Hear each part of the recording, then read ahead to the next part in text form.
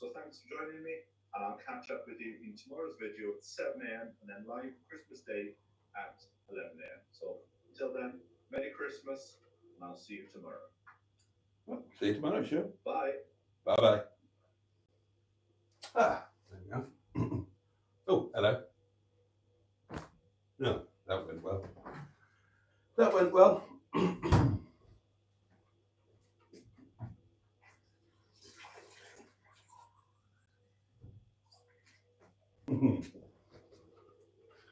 Hello, darlings, and a very warm welcome indeed to, oh, look at that, and I prepared those so carefully. A very warm welcome indeed to Monday Night Live. And firstly, I must thank my warm-up act. Sean's just been doing a live stream. It's only a bloody test to get there to make sure the stuff's all working for his Christmas Day live. And he's got over 300 bloody people watching. This is a real one, a real actual live, and I've got 20. There we are. There we are. Well, good evening, darlings, and a very warm welcome to Monday Night Live. And as you can quite clearly see, it's just me. There's no M11 tonight, I'm afraid. Sorry about that. She would love to be here, believe me, but all hell's let loose at her house. Everybody's ill. It's all chaos. She's nowhere near ready for Christmas, so she can't do it. She's going to jump in on another one at another point. So it is just us darlings. And in a packed program tonight, I thought we would just chill out, to be honest. We've got, I don't know about you. I'm knackered. I'm supposed to be at my staff party right at this exact moment in time. I'm going to get loads of grief for not going. But there you are. There you are. So I thought we'd just have, as the M11 isn't here with us, I thought we'd have 2 hours chilled out and we will just relax. We don't have to go at it, hammer and tongs. We'll just chill. Look, I'll put my feet up and everything. There you go. I have had belt and braces. I've had a bath and a shower. As you can see, my hair is still soaking wet. Yeah, we'll just chill out. We'll open the wine at 11 o'clock and we'll just have a nice time together, if that's all right with you. Are you down for that? Are you down for that, kids? So, Ross! I'm at the wrong end of the comments. I should be at the beginning, shouldn't I? So, yeah, that is the plan for tonight. There's a box here that needs pounding. It's behind the Christmas cards. There's the pound. I've got 3 cards to open, so that's really good. The Hedgehog of Truth is on hand, should you wish to ask a Hedgehog of Truth question. And I will go and get the community portable electric telephone so that I can deal with your voice notes, darlings, should you be kind enough to send any. So yeah, that is the plan for tonight. And we might as well just plow straight into it. It's not wine o'clock yet, is it? So, yeah, well, anyway. No, I won't do these. I will do that at 11. I might do an ad hoc wine o'clock news.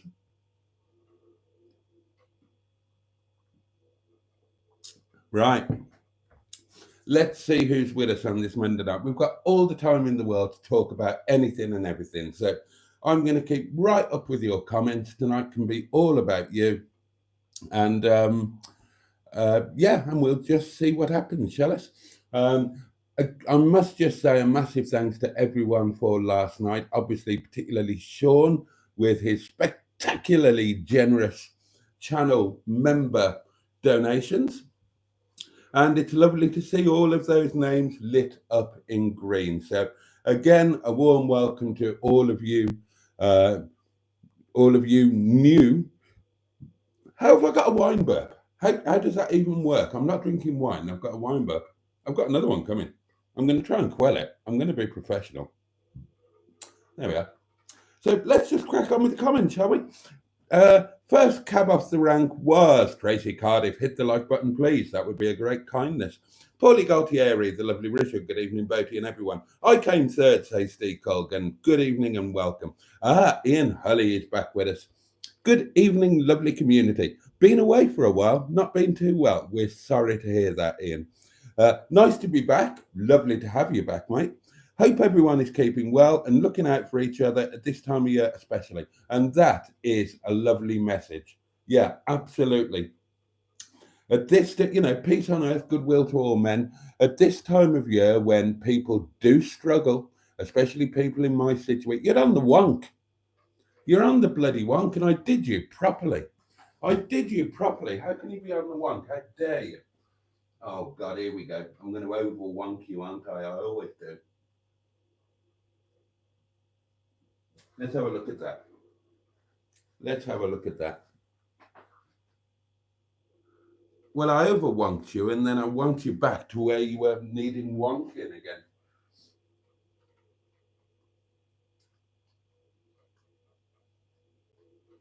How's that? Let's have a look. Let's have a look. Let's have a jolly good look. Oh, you're slightly over. You are slightly over. I mean, really, I should just crack on with it as it is, but... Right, let's see how that settles down, shall we? Oh, that'll do. I'll take that for now. I might have a wonk at you a bit later on if I get a second wind. Yeah, at this time of year can be difficult for people. And I love the idea that we just look out for each other. That I can't cope with you. I can't cope with you. You are catastrophically. Right, I've gone over there. If I go back a bit, how's that? How's that? That's it. That's it. Well, it's bloody close enough anyway. Oh, hello. We've got our first ping of the evening from my warm-up act who broke the first rule of television and was a lot more successful than the person going on after him. As they say, how the bloody hell do you follow that? But Sean, thank you for, thank you again for last night, but also thank you for my personal gifted membership on your live stream. I was very grateful to receive it. A ray of hope flickers in the sky. A tiny star lights up way up high. All across the land dawns a brand new morn. Somebody dance with me. This comes to pass when a child is born. I now challenge somebody else to sing the next verse on a voice note. Oh, there you go. Right, there's a feature. There is a feature. Next verse. So who knows? If you don't know it, just cheat and Google it. But there you go. We need the next verse of A Child is Born sent in on voice note. And Johnny Mathis, if you're watching, is he still with us or is he spending time being dead for fiscal purposes? Stop falling over, you. There we go. Oh, for God's sake. But there is your challenge all the way from the valleys. Ian goes on, I've just reactivated the thumb and guided that towards the like button, right on target. You never lose it. And that's very kind of you, all of that. Oh, if you want the update on the subscriber situation, it did keep going overnight. It did keep going overnight. So I'll give you the end figures so you can all have a laugh at me. I don't mind. I'm not bothered. Right, so the end figures were, I lost yesterday 493 subscribers, which left me with a figure of 6,284. So, I'll take that. I mean, I would have preferred that it didn't happen, but I'm going to, I didn't dip below 6K, thank God, that would have wounded me. And I'm just going to take it that they were all rogue accounts. God knows how I've got that many. I suppose I do a lot of live streams. Maybe that's why I end up with all of these dodgy accounts. So I'm just going to assume they were dodgy accounts that were doing me no good at all, weren't watching any videos, and all I've lost is the vanity of a slightly higher sub count. And I'm not even that bothered about that either. At least I'm still 6 something. And that's what you think of it, isn't it? 6,000, 7,000. That's why I didn't want to fall below 6 when it was going into bloody free fall.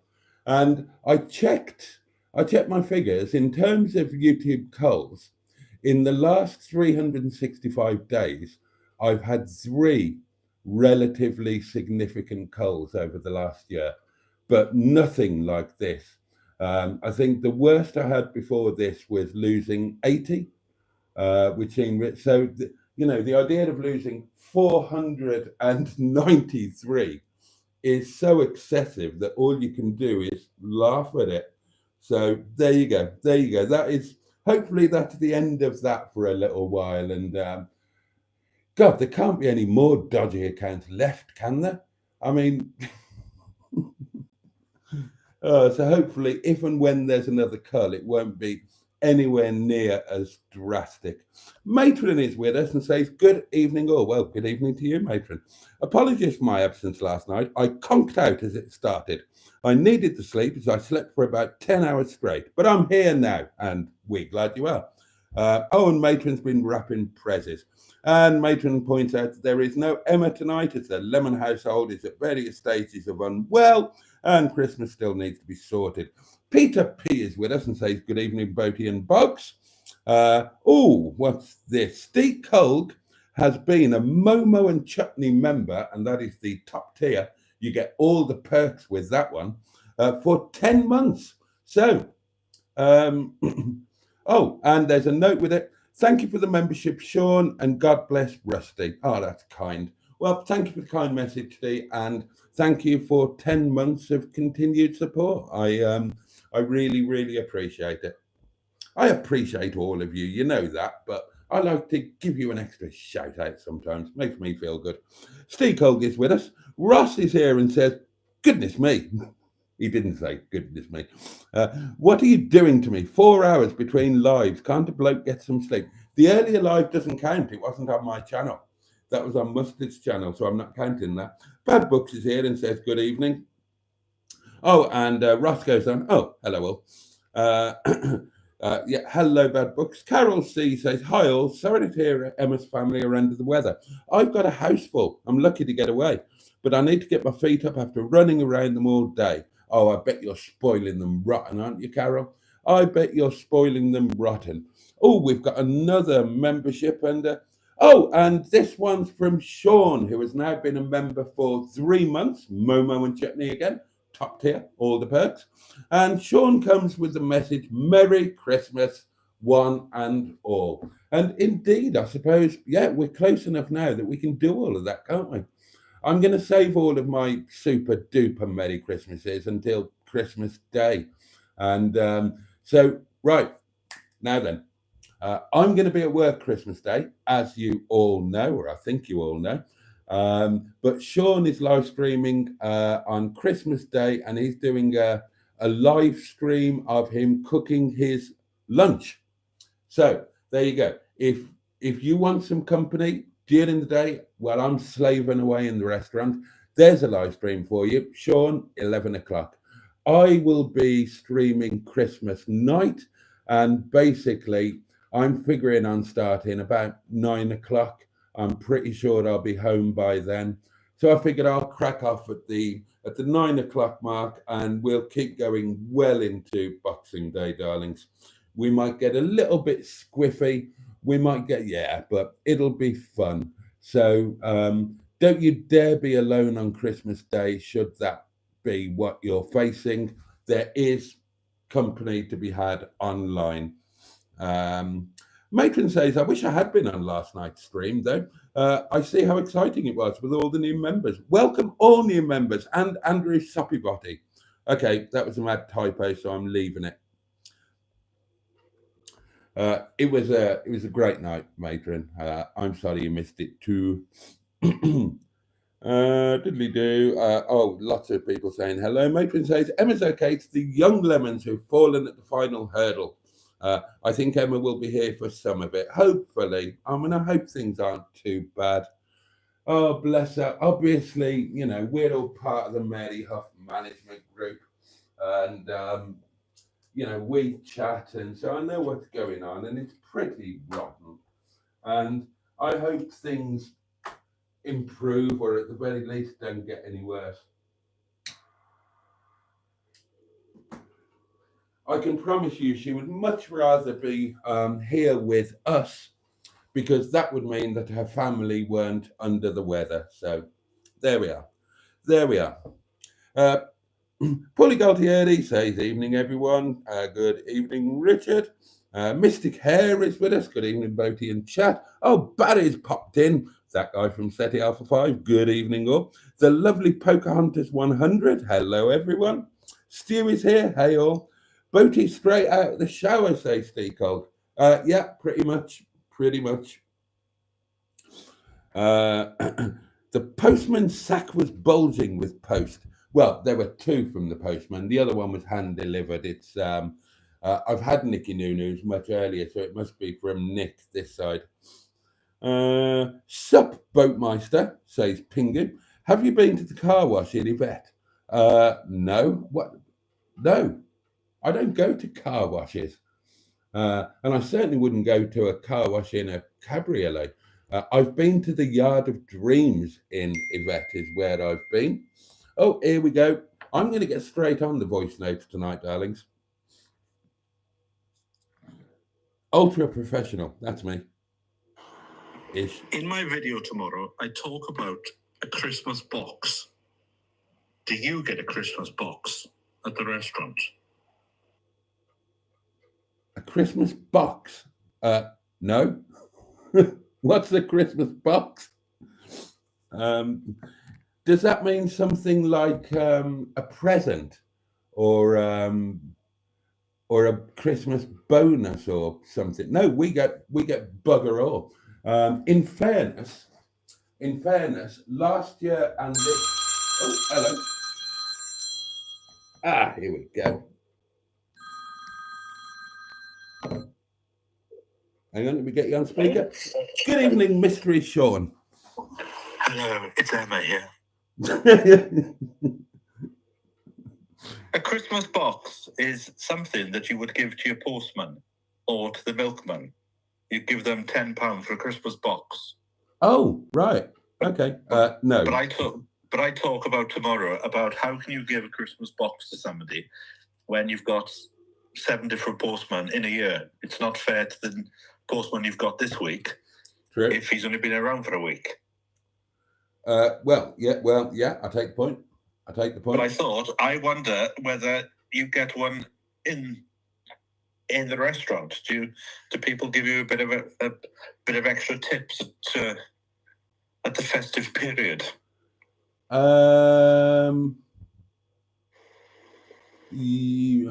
Extra tip. People tend to be quite generous with the tips, but we don't keep them. So if people tip on the table or tip directly, we don't keep them. They get put into a pot, and then they are all they're doled out. They're doled out at the start of a new month, but shared between everybody. So front of house and the kitchen and whatnot, so that everybody gets a little puddle in. The only exception is the driver, and the as is he gets to keep his tips, but the others, they all go in a pot and we share them out. All right. No, it's something that a lot of people have spoken about this week. I've given a little Christmas box to the postman. You'd have to have that little bit of a long-term relationship there, wouldn't you? Because as you say, if you get in I had a post lady today. I've never seen it before in my life. I would give something to the postman that I had when I first came here, because he was the same postman for about 6 months, and then all of a sudden he disappeared. Right. And the postman that I've got at the moment, I said to him once, if you've got anything for my post office box, just put it in my little box outside the house. Well, he's taken that to the extreme. Now he doesn't even bother to come and knock the door. He just puts it straight in the box and walks off. So sometimes at the end of the day, when I'm checking my security camera, I can go, "Oh, there's post." Right. And now I'm afraid to correct him, just in case he takes it back to the post box until he, takes it back to the post box. It's an interesting point, though, because things have changed, haven't they? That I imagine that things like the Christmas box, they're not going to be the tradition that they once were, because so much is done online and things now, aren't they? Well, somebody's put it. So I've allowed tomorrow's video to be available to the members this evening. That's what I usually do. And somebody's already put a comment on there saying that she gave a Christmas box to the Tesco's delivery man, and he didn't know what to do with it. He was a bit sort of taken aback by it. Yeah, well, he would be, and if he had any sense, he refused it. Yes, because I would imagine these days it probably comes under like when I was in ITV, if anybody was to give us a free book or anything, we had to declare it because it came under the corruption rules. It's with any of the delivery companies, so with Tesco, Sainsbury's, Waitrose, any of them, if they are caught accepting a tip, then it's no questions, instant dismissal, gross misconduct. Not even a meeting or investigation or anything. It's just instant dismissal. My mate took a quid and lost his job for it. Literally took a quid. So if you've got any sense and you're a driver, you will refuse it because you don't know who's a mystery customer. You don't know who's got. I had another mate, and it's normally the older generation who wanted to tip, and I had another mate who accepted a £2 tip off an elderly lady because she was of that generation where they're expected to tip. And the family had CCTV all over her home because she was living alone and unassisted, but they wanted that connection with her. They saw her giving him a tip, contacted Sainsbury's, and yeah, he was sacked. Oh, so how times have changed. Yeah, indeed. So the tipping's not so much a thing there. Now, I had a job when I was a student. I used to deliver pizzas in the evening, and everybody paid cash and everybody tipped. It might only be a small amount, but it would build up and everybody tipped. Our drivers now at both the restaurants, they barely get any tips at all because everybody pays by card. Most people do it through an app, and they don't think about tipping. I don't know if it ever came true, but I remember I was working on the right stuff on Channel 5, and we did a feature where homeless people were being given special coats by Centrepoint, and on the coat it had a facility where people could donate money to them by card. So if nobody had change, they could just say, "Swipe my breast," and they would take a bit of money, and then for them to redeem it, then they would just go to the cash point. But it was a way of so that they didn't have money on them to be stolen. But I don't know if that ever came out because it was like a test. But yes, you just saw a lot of people in London going, "Swipe my breast." Well, it's like the old joke, isn't it? The guy who went to the strip club, and the lady was gyrating in his face, facing him, and he swiped his credit card down the cheeks of a bum and said, "Sorry, love, I haven't got any cash." And then he nicked a tenner out of the front of her panties, and she said, "What are you doing?" He said, "Oh, £10 cash back." Now, I've just seen in the comments that the Greenaway has said she's been in the audience that they've been in the audience of The Right Stuff. Oh, okay. So I worked on it in the last few years. So who knows? We might have crossed paths. I will have to look through some of my behind-the-scenes footage to see if I can find a picture of them. Oh, well, Matron has done some TV stuff. She was on. She was in Holby City, and I can't remember what else, but she'll tell you. And I think I'm right in saying that Emma and Matron's father was a producer with the BBC. I think Matron will tell you in the comments. So you probably do know some of the same people. I might have caught her on video. Who knows? It's a small world, isn't it? But yes, my test was a success tonight. I just wanted to test out the membership feature, and I've discovered there's an error. I did 100 memberships, but it only gave out about 75. What so I need to. Did you pay for those, or were they free? No, I paid for those, but obviously I'll get the money back myself. Well, some of it anyway. Yeah, some of it. Although I've been saying that I've worked it out that overall you get about 30%, but Right. I checked last night and it was actually it was over 60%, so nearer to the 70% that YouTube say. So it must work differently with channel memberships than it does with super chats and so on.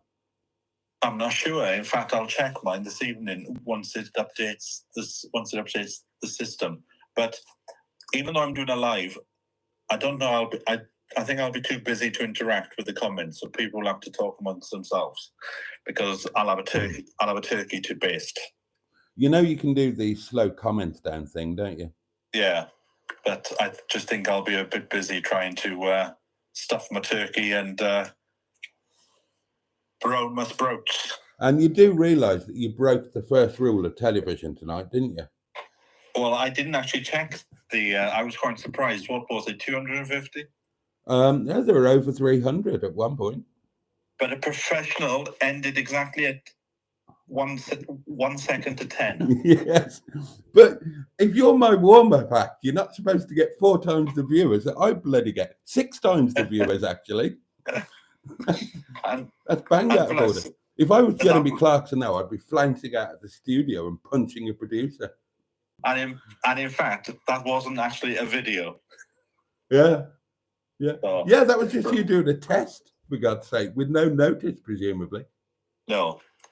Right, I'm going to have a cup of tea. Oh, apparently somebody's having swan for Christmas Day dinner. I'm sure the king will have something to say about that. Yes, it's his prerogative, isn't it? Only King Charles gets to eat the old swan butties on a Christmas Day.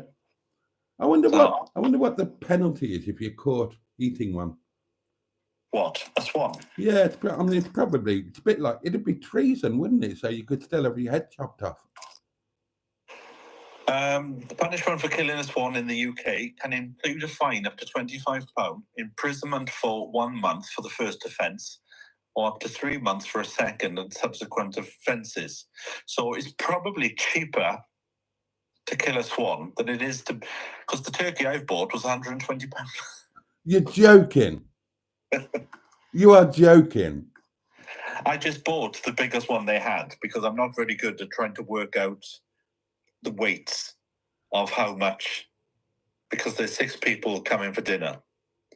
So I thought it's better to have too much than not to have enough. Well, you better get it in now, hadn't you? Well, I've taken Didn't you say on your live stream you've only just taken it out of the freezer? Yes. Bloody hell. You do like living on the edge, don't you? So we'll have to. So we'll have to see. Mind you, was that from Waitrose, the £120 turkey? No, it came from a company called the Newt in Somerset. Oh, right. It's probably the size of a normal chicken then. It's just hideously expensive. Which I bought a box for them earlier in the year, and they sponsored the Chelsea a flower show. The majority of stuff in the box wasn't worth it. The only thing in the box that was worth the money, because it's a bit more expensive, was the apple cider and the chicken. The chicken was like a chicken I've never tasted before. Oh. So I'm hoping the turkey will be the same. Oh, well, fingers crossed. A little tip, if you offer to cover the cost for Christmas Day dinner, find out how many people are coming first. Because I said to my family, I'll pay for Christmas Day dinner because I haven't been down for quite a few years, expecting 3 people. Then I was told, oh, you do know there's 6 people coming. So next year, I think I might be busy. Where are you going to sit them? Have you got a dining table? No, but that table pulls out, and then you deploy the emergency chairs. The emergency chairs. Yes, wouldn't be Christmas without them. So, right, all the best, and bye for now. Take care, mate. Oh, and that one just hung up. There are some other voice notes though. The emergency chairs. Here you go. Oh no, did that play? I pressed play. Merry Christmas Eve, yes. From Tracy in Cardiff. I was talking to somebody today, and they said that they used to go to school with Noddy Holder, and he was really naughty, and he was sat in class, and he was eating snacks, and the teacher came over, and she was fuming with him, and she said, Noddy, what are you eating in class? And he said, it's crisps, miss. Sorry. Oh, dear. That is low. It's a Christmas cracker type joke. But Merry Christmas, everybody who listens to the live stream. I'm looking forward to when you do your Christmas poem. I think that was brilliant last year, so I'm looking forward to this year's. Thank you. And I think there's another one. Do I need to press the button? Oh, I thought it might play automatically. It didn't. I went up Roath Park, which is a big park with a lake. They've got swans and ducks there. Just before Christmas one year to get away from Christmas busyness. And I was feeding them, and somebody said, there's kind do. I said, that's all right. I said, I'm going to nick one and cook it for Christmas dinner. And she believed me. You see, there is a thing. Now, we serve duck in the restaurant, and it's inordinately expensive. And I don't understand why we all just don't nip down the local duck pond and help ourselves. Who owns ducks that are just loose on the pond? I better get into the comments because they're disappearing off the top of the page. I've just realised what Pingu was talking about, the fact that my hair is wet. I got just straight out of the shower, came down here. Bottoms, enter a Ray Reardon lookalike contest. That's not a receding hairline. That's a widow's peak. It's been like that since the day I was born. It's just me on my own, says Barry. Evening, lovely Tracy, says Pingu. Skick says, look loads better with the hair, Boat. Why don't you brill cream it regularly? Oh, God, no. God, no.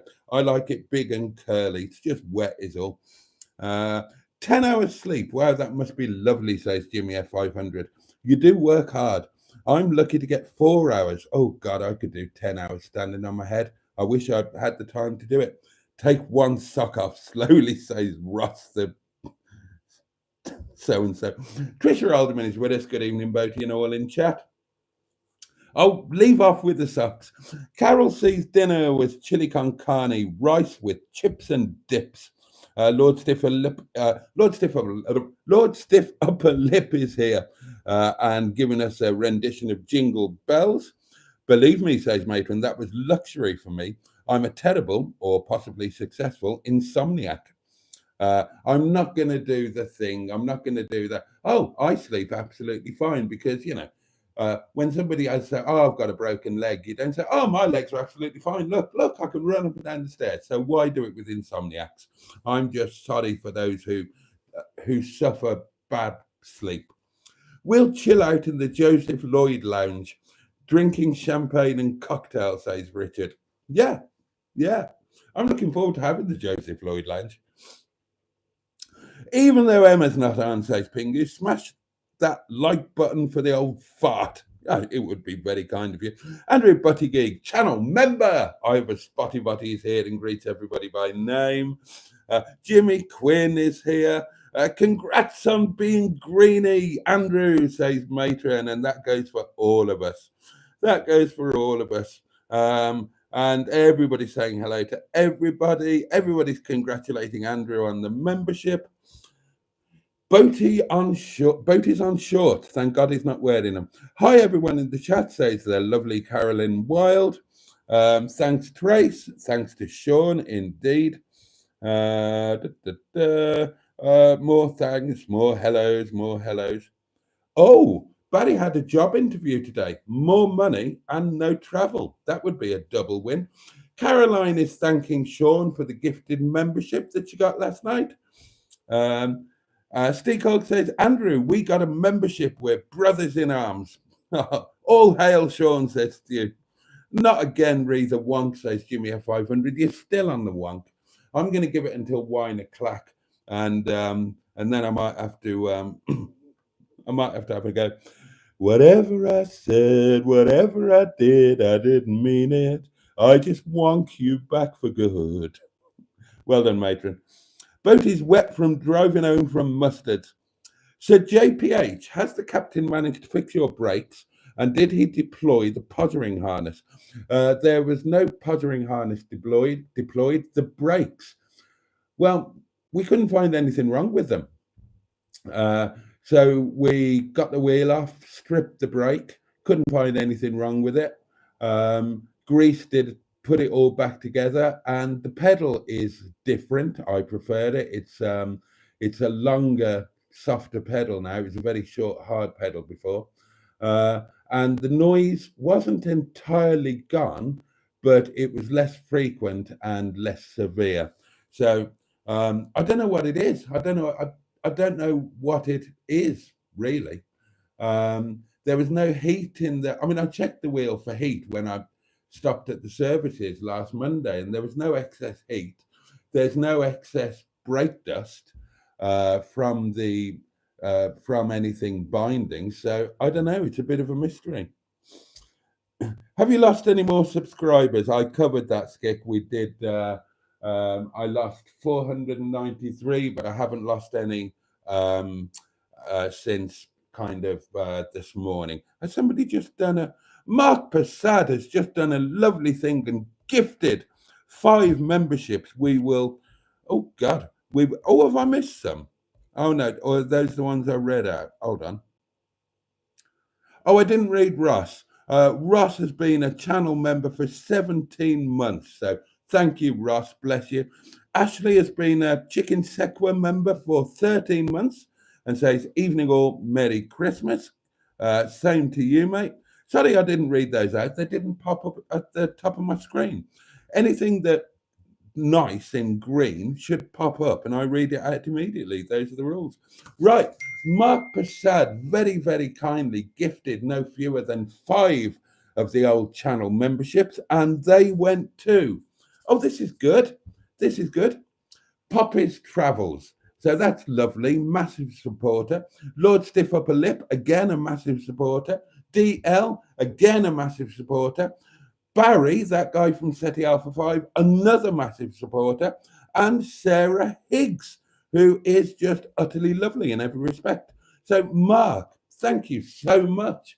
Thank you for the generosity, and welcome to you 5 new channel members, and there's really good ones in there, so that is brilliant. Oh, bless you, Mark. Oh, those names have particularly pleased me, as did so many of them last night. Obviously none more so than Andrew, not because he's our favorite. We all equally love you all, but poor old Andrew, we've been trying so long to get him a membership. God knows it took Sean gifting 40 of the buggers, but we got there in the end. And Mark, that is really kind. There are some fabulous, really well-deserving new members there. So, it's going to be a lovely night tonight. Where did I get to? I did that one. About there. Right. Yes, here we are. This is where we were. I saw Take That last month, says Ross. Best concert I've been to in ages. Andrew's telling Matron that he managed to catch Ben and Sam live. Very different bunch of them Americans. Matron kindly gives out the number for voice notes, or if you want to sing in. It's gonna be lonely this Christmas without you to hold. Sorry, can't sing Christmas songs, says Barry. The Equalizer is with us. That's Mark, isn't it? Hello, Mr. Boaty in chat. I can sing heavy metal, says Barry. Oh, God, please don't. Please don't. But how many new subs, though, Boaty? Oh, God, I don't know. I think in the last 28 days, I've had about 70 new subscribers. I think I counted up. So, it's fine. It's fine. My only concern is that I haven't got a problem with YouTube going through members lists and having a cull of inactive, abandoned, closed accounts or accounts that appear quite obviously to be bot accounts. I'm fine with that. My only worry is that when they do the automated process, that it takes some real accounts with it. And that did happen during the last cull. 2 of you bugs were unsubscribed by YouTube. Now, obviously, and that was only a minor cull. Having lost 493, please do check that you are still subscribed to the channel. And if you have been unsubscribed, I promise you, nothing to do with me, entirely down to YouTube. Just resubscribe and all will be well. Boaty, you'll be driven crackers with the subs count. Oh, I'm not thinking about it. Mustard did a live stream with Boaty earlier on Project Nigel, and because of Boaty's incessant widge and pottering comments, chat decided that today Boaty is 93% gay. Where's your fishing hat gone, Boaty? It's over there. It lives just to your right-hand side. It literally, I hang it on the arm of that chair. Literally, it's about 4 inches away from you, the camera. Rampant puffery. Mustard and Boaty look like greyhound breeders earlier, especially Boaty the trainer. Regarding the cull, says Matron, I reckon it was YouTube getting rid of dead accounts just before the new US tax year. Oh, it could be. 10 months, says Steve. I've been here 2 years. Oh, maybe there was a break in between the two, or did you change level to go up to the top tier, something like that? But thank you for 2 years of continued support. I'm so grateful. Peter P says, Matron, so all that talk about what Boaty would like to do to Charlotte Church was a red herring. I wouldn't like to do anything to Charlotte Church. Absolutely, totally not my type. No, thank you. It's Mustard who obsesses over her, not me. Right, I've got voice notes pinging in, but I'm going to crack on with some comments because they're falling off the top of the screen, and I don't want to miss them. So I will catch up with them in a minute, but the comments have just disappeared in like wildfire. So I need to get a bit ahead.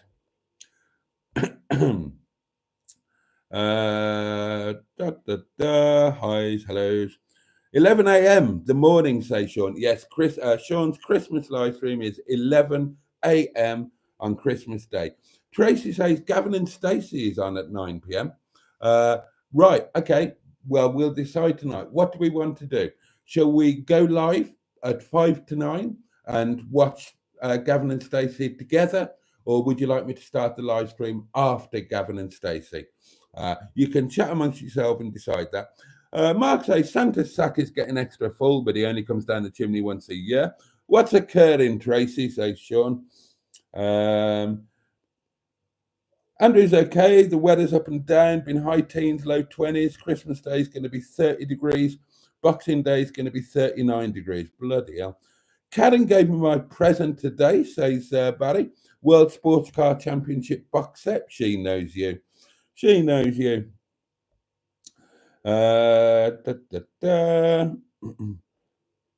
Yes, he did, Stu. Merry Christmas all, says Ross. Kiss my knee, muddy funds. I love that people call in and do or try to do impersonations of other community members. I thought Mustard's Mr. Parry was very good, actually. Oh, Dave Smith is with us. Hello, Dave. Haven't seen you for a while. Hey, Mr. Boaty, don't forget to pound your box like Mustard's in the bath with you, and he's got that look in his eyes and little Joe in his hand to go.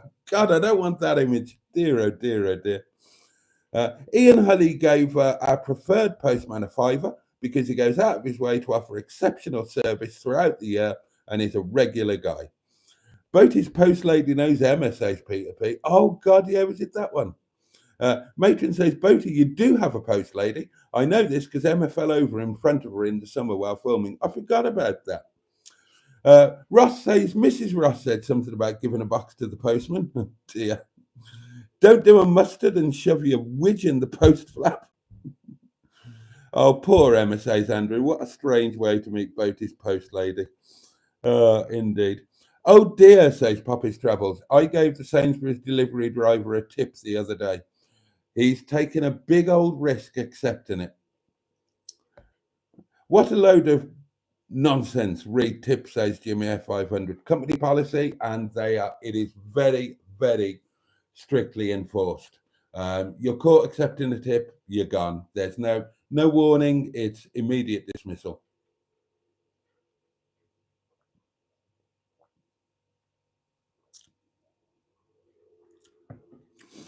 I worked at agency for multi-drop, says Stu. Never got a tip, but it astounded me how folks order stuff and they're not in. Yeah, that is a pain in the neck.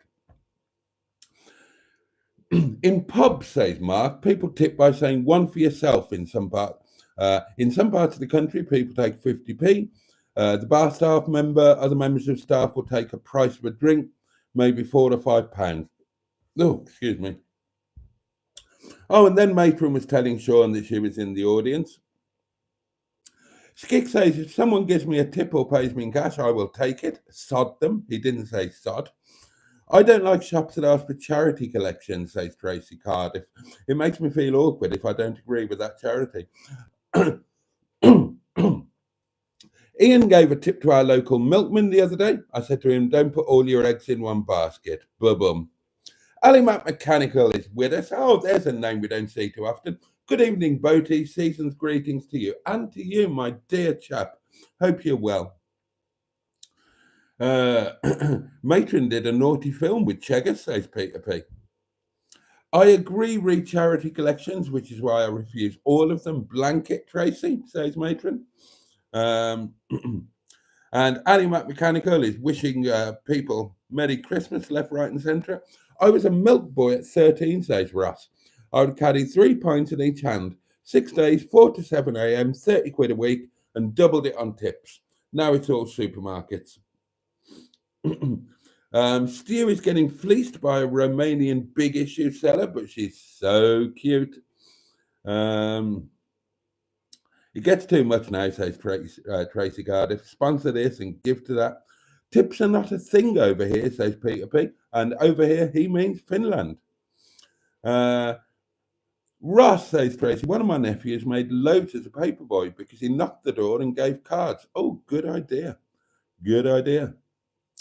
Yep, be careful, says Simone Nyman, and good evening to you, as there are a lot of organised professional beggars out there. That is true, unfortunately.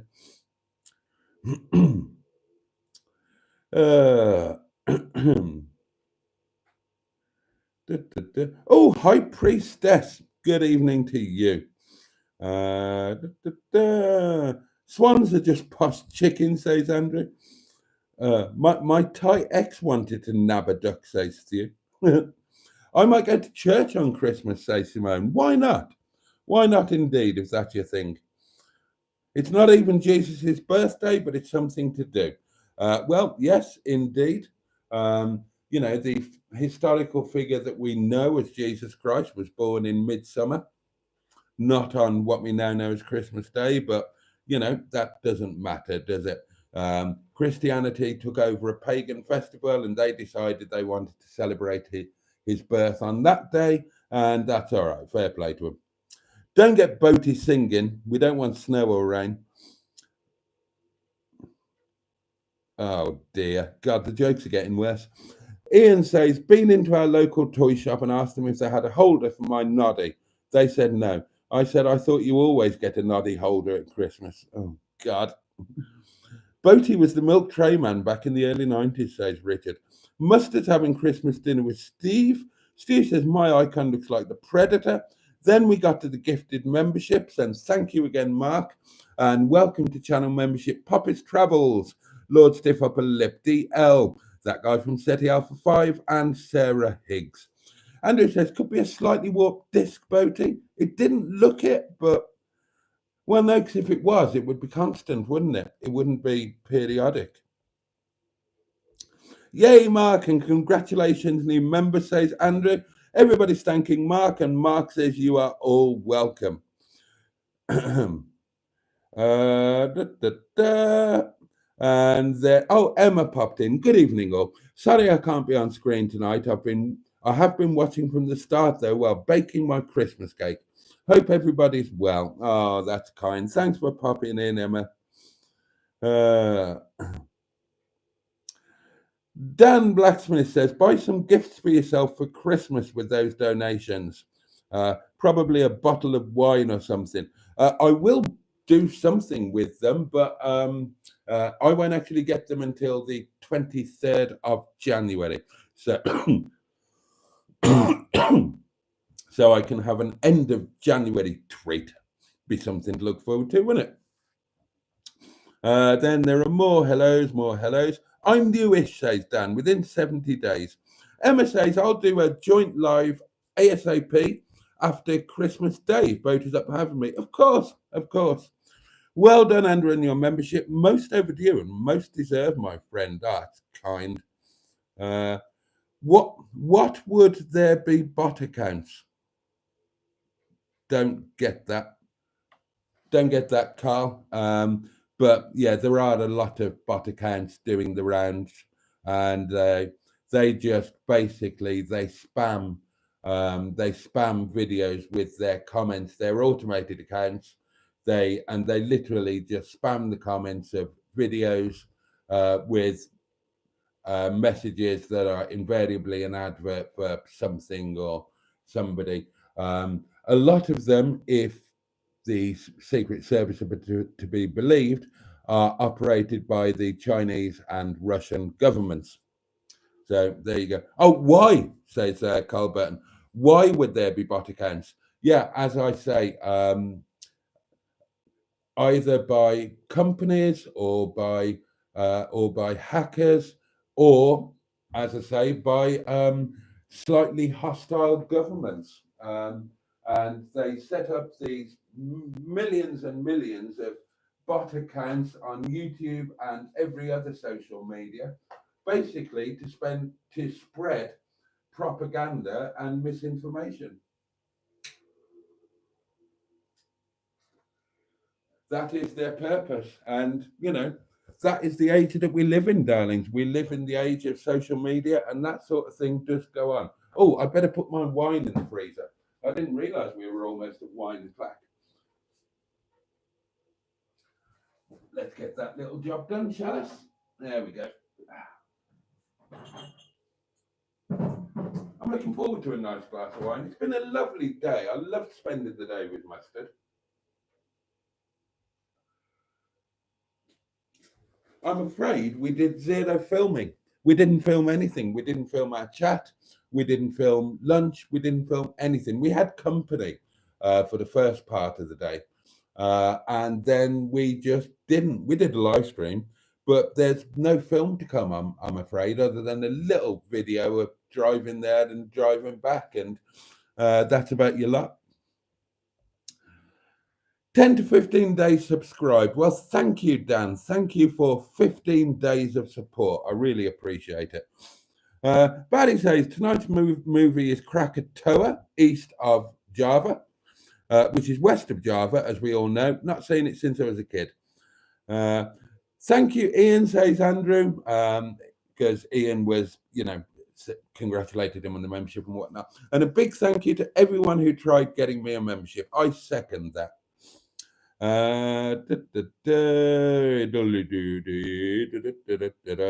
Oh, Simone's with us. Hello.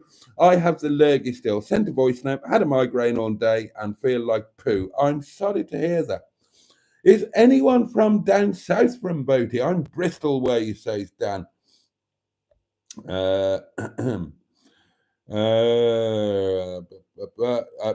Matron's in London. My nose is totally blocked, says Simone, and Jimmy Quinn, amongst many others, hopes that Simone gets better soon.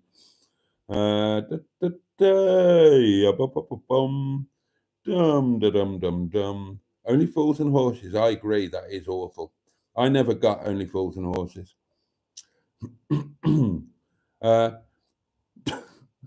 Alexander Bukowski joined us to let us know that Jesus is King. So thank you for that, Alexander. Mystic Hair says evening all. Batman Rubin is here. I still use the milkman to get me a few pints a week. And good evening to you, Batman Rubin.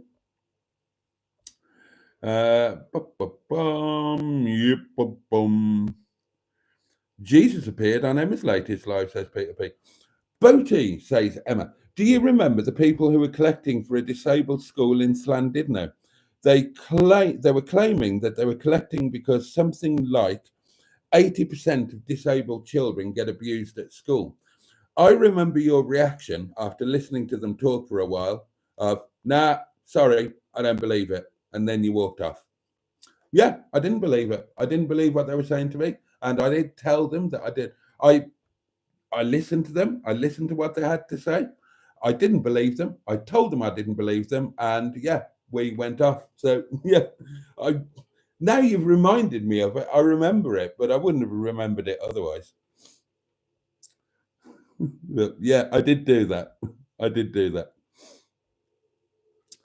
Emma, you're certainly a very busy woman, says Jimmy F 500. Get the local garage to skim the front disc as a starting point, says Rod. I can't see how it is that, because it would be constant if it was a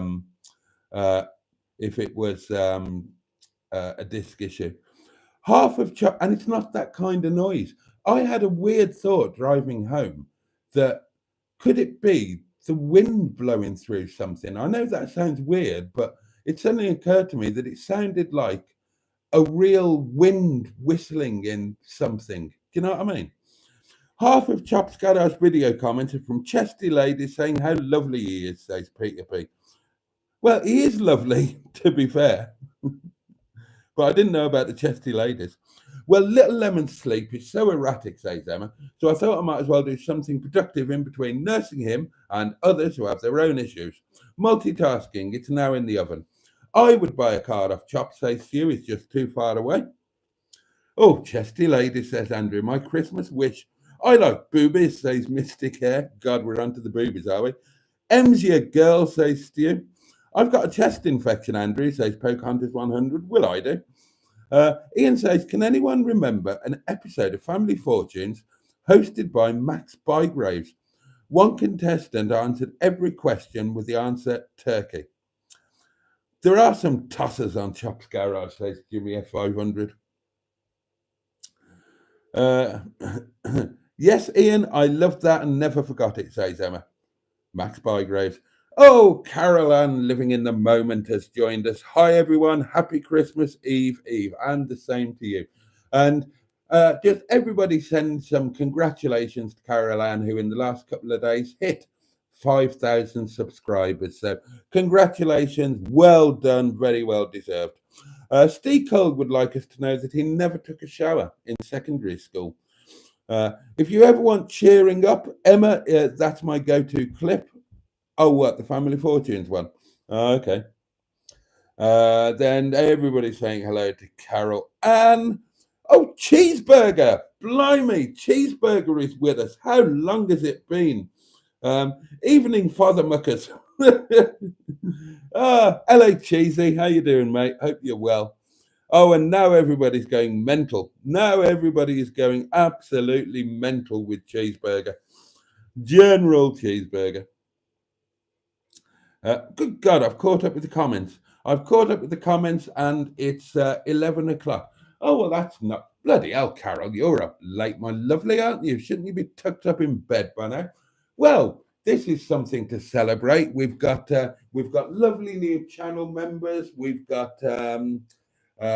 celebrating Carol Ann hitting a fairly major milestone. We're celebrating... it's lovely to have Cheeseburger back in our midst, however temporarily. And we've got some voice notes for you, so you can enjoy a voice Where's note. your walking stick, Grandad? After seeing you both on the live stream before, it was nice to see you pair, mate. Because I don't know what it is, you both bounce off each other, you and Project Nigel. And also, sorry to hear that Emma's little one's ill again. Hope you still have a nice Christmas anyway, Emma. And what a wonderful live stream it was the other night. It's about 4 inches. Oh, was that it? Hold on. Where's my drying cloth? Ah, here it is. It's 1 o'clock, darlings. That first hour has just flown by, hasn't it? Absolutely flown by. I think we've got another one for you. We have, and it's the lovely Simone. Hello, Boaty. I'm not very well today. Oh, you don't sound it. Don't forget to pound your box as if you found Paul McCartney shoving all the funds from the frog song into your pants drawer.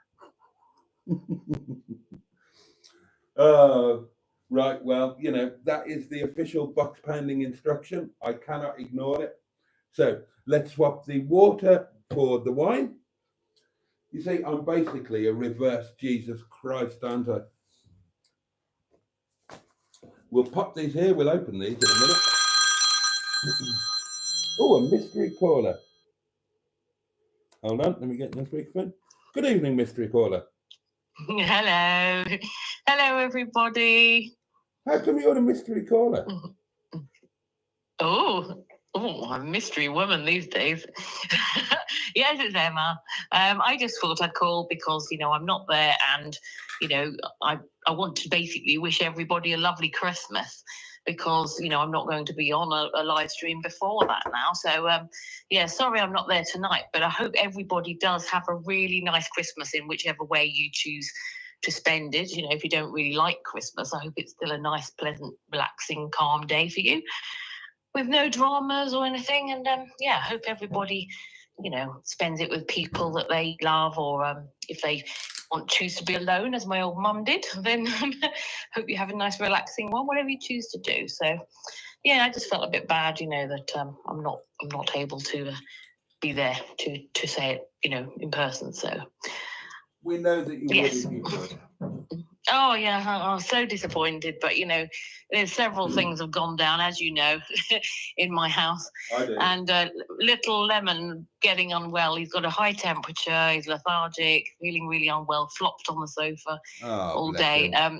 And because of that, of course, you know, he had a long sleep earlier when he wasn't, you know, because he wasn't feeling well. So now he's awake but miserable, and you know, there's no way I could have done a live stream. No. Anyway, so yeah, but yeah, so sorry about that. But I as soon as possible after Christmas, you know, it could be Boxing Day or the day after, whatever. I will do one. I'll do one. Yeah, you do one. Go and do one. Yeah, yeah. I think I'd be silly to try and say that I could do one before Christmas or on Christmas. I don't think I could do Christmas evening. But after that, I never really like the period between Boxing Day and New Year. It's that classic thing that everyone says, you know, that you just forget what day it is, and you end up basically every day merge into each other when you're just picking at leftovers and feeling unhealthy. So and while there's mess everywhere, you know, when you've got kids, there's like everything, there's just new stuff and wrapping paper and crumbs everywhere. So, yeah, I probably will be desperate. Oh, hang on, somebody wants to use the room I'm in. Just a second. Can you push the door, please? I'm stuck in the room. Can you stop talking on the phone? Okay. In the toilet. Dear. Oh dear. God bless her, she was in the loo. Oh, goodness gracious me. Right. Oh, it is all going up. Poor old M. Right, let's where did we get to in the old comments? Somewhere around here. We're okay, they're not falling off. We're okay.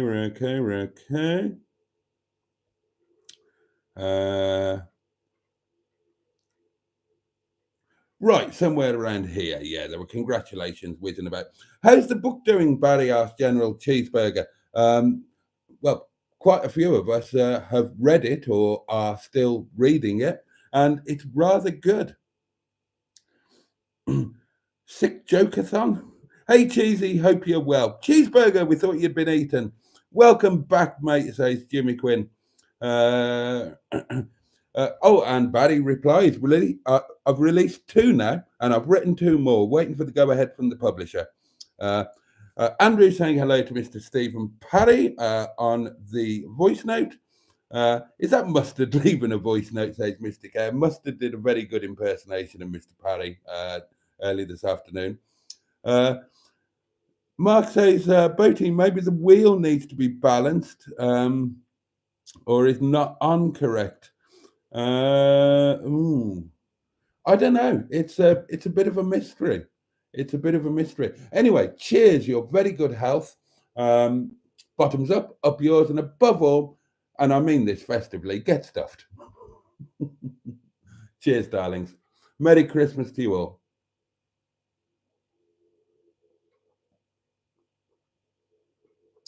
I don't want to go mad with the Christmas things because I'm going to be here all through. Christmas Eve. Oh, that's tomorrow, isn't it? Bloody hell. Christmas Day, Boxing Day. I am particularly looking forward to Christmas Eve and Christmas Day because I'm going to be drinking Sean's wine, the good stuff. And it's been a long time since I've had a bottle of the good stuff. So I'm really looking forward to that. Is that a pay telephone number or found in a phone box? We have a community portable electric device now, Cheesy, on which people can ring in or leave a voice note or whatever. The return of Cheeseburger. This requires nibbles, says Peter P. Oh God, I could do some nibbles.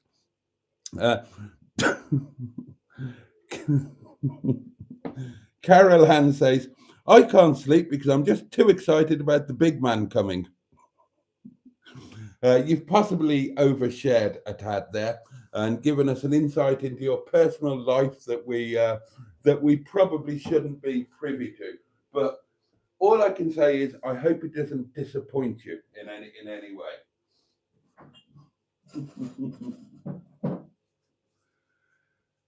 Oh dear. I'm going to start looking at the nice wine from Sean. I'll start looking at it tomorrow, work myself up to it. Now, I've got 2 bottles, and I couldn't decide. Obviously, I'm going to do one on Christmas Day. And I couldn't decide whether to do the other one on Christmas Eve, because that's going into Christmas Day, or on Boxing Day, because I'm having my Christmas lunch on Boxing Day. And I think I might do it on Christmas Eve and Christmas Day night. And I'm more excited than I should be, but I love wine. I know wine very well. And when you love wine and know wine, then it's a bit frustrating to have to drink cheap crap all the time because you're poor. So it's going to be an absolute joy. It's going to be a joy to drink a wine that I don't have to put in the freezer to make it palatable. Sean's wine will be going nowhere near the cuddy freezer or the main freezer. I can tell you that. Sean's wine will be in that fridge there. It'll be at the correct temperature because it's good stuff and it doesn't need to have the arse frozen out of it to make it portable down the little red lane. Oh. And I'm quite excited about my Christmas Day supper. I'll show you part of it. Now this is a very special Momo chutney that was made for, you can see it looks really different to the normal Momo chutney. Now the normal Momo chutney is, to be honest, we make Momo chutney for the restaurant and we just take that, you know, it's all right. It's all right. And rather than bugger about making our own, we just, you know, we make up a big old pot of it and we'll just take that and use that. But this is for the staff party. So this is your proper kick-ass Nepali Himalayan Momo chutney, the genuine stuff, the stuff that you would get in Nepal, not, you know, kind of watered down a bit for a European palate. So my Christmas Day food, darlings. Obviously, I'll be at the restaurant from about 10 o'clock in the morning. I'll probably get to the restaurant. Service begins at 12. Obviously, there's all the setting up and whatnot to do. It's going to be an insane day.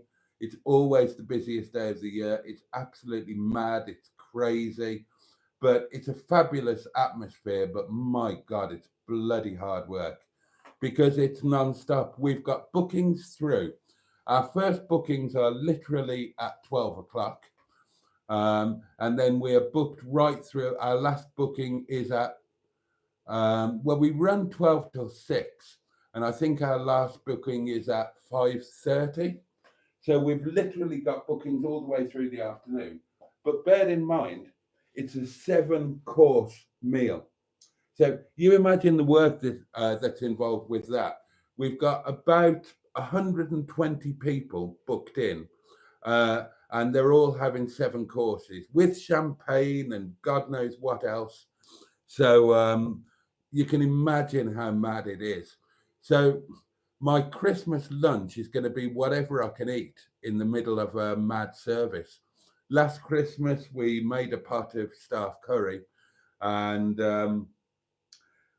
it took us all about 3 hours to eat it because you just have to grab a bit of it when you were running in and out of the kitchen with, you know, all of the dishes and whatnot, and you just grab a bit. I remember it took me a good 3 hours to eat mine because you're eating it one bite at a time. And then my Christmas supper, darlings, is going to be Momo with that chutney. But then on Boxing Day, we'd open on Boxing Day, but normal evening service. So on Boxing Day, I'm going to make myself a good old Christmas lunch. And so that will be my traditional Christmas food. Where did I get to? Oh, we got to Carol Ann telling us about her. She does like a double entendre, does our Carol Ann, doesn't she? She's not afraid of a good old double entendre. Now, I tried to give up double entendres, but it's hard. It's so hard. You know what I mean? Was that Simone? Simone needs a hug, says Steve and Ross. It's beer o'clock, says Cheeseburger. Barry says, pound the box like a... like... God. Dear. Everybody's saying hello again and happy Christmas to Emma. Jimmy F500 is asking Mr. Paddy what he thought of Mustard's impression of him. Oh, has somebody just done a nice thing? I've just got a little poppy uppy thingy. Oh, go on. Oh, Mark. Oh, bless you.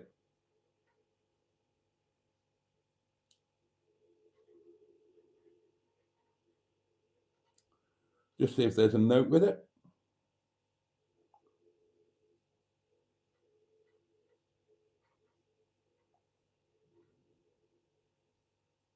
Oh, that's really kind. Have a lovely Christmas, Boaty. You have a terrific community. I can't take the credit for you guys. The reason we've got a terrific community is because of you. Nothing to do with this idiot who just sits there and waffles at you at a nightly basis. It's all down to you. And the work you do on your channel is exceptional. And he sent a couple of bob via PayPal. So that is exceedingly kind. Thank you very much indeed. And I really am very grateful. And thank you so much for your kind words. Oh, what shall I do? I'll tell you what I might do with that. I might buy a bottle of wine on my birthday. Because don't forget, for my birthday, I will be in the Grand Hotel in Llandudno. And I might buy myself a bottle of wine for company. So I've got something there with me on the balcony, and I shall toast my own birthday. I'm looking forward to it. I really am.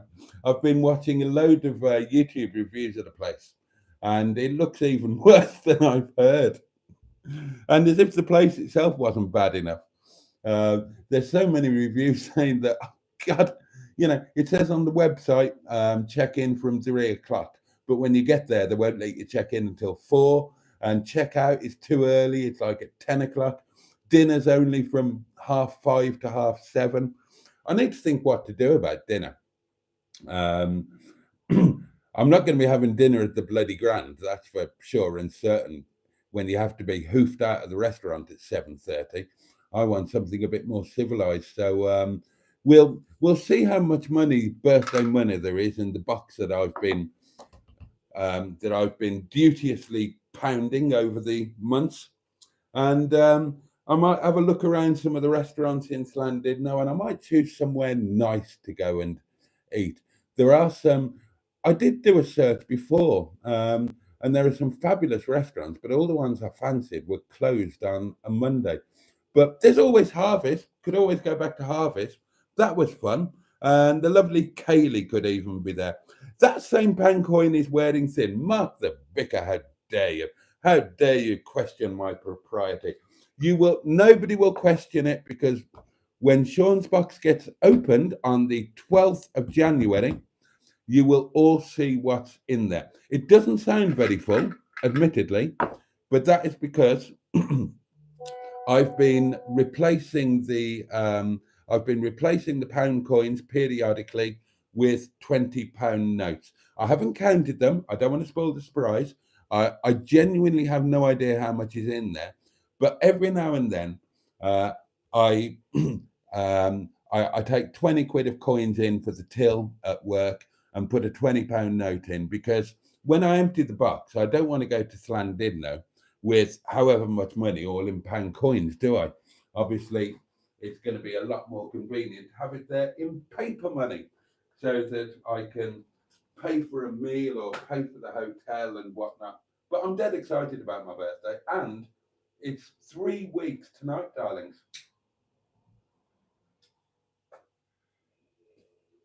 3 weeks from tonight, I shall be in the Grand Hotel in my best bib and tucker, with me with me boots blacked and polished, and I will be hobnobbing with the residents. I believe the average age is about 112, and I'm told that there is ballroom dancing and bingo, and I plan to enjoy myself doing them all. And you will be with me, of course. I won't be alone, darlings. I will have you with me.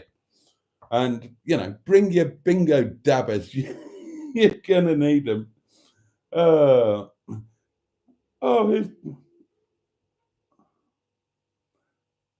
Oh, bless. That's really kind. That's really kind. Adam Barr, thank you so much. Happy Christmas, Boaty. And he sent a quid via PayPal. That's really kind. Bless you. I'll tell you what I'll do. Seeing as it was a quid, we know what we do with pounds, don't we? We pound the box. So, Adam very kindly sent a quid for the box. We'll transfer that into cash. And there you go. There is another quid towards my posh night in Llandudno, hanging out with I was going to say hanging out with all the old people, but really I'm going to be hanging out with people that are pretty much my own age. I keep forgetting that I'm the same age as old people.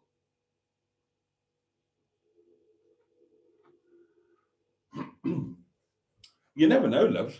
I could even pull, couldn't I? I could go out on the pull. There might be a rather fit-looking sort of lady in her late 70s who's got really low expectations and low standards. And I can impress her with me pas de deux. Or me rumba. What's the secret to the perfect rumba? Keep your back straight and wiggle your bumba.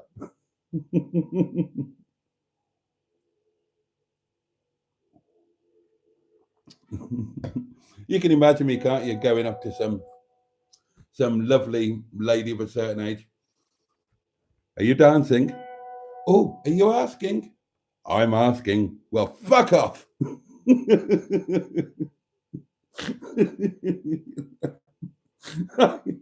That could be a first.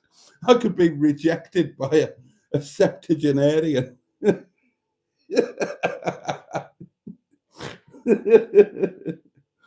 Oh, we've got some more voice notes, darlings.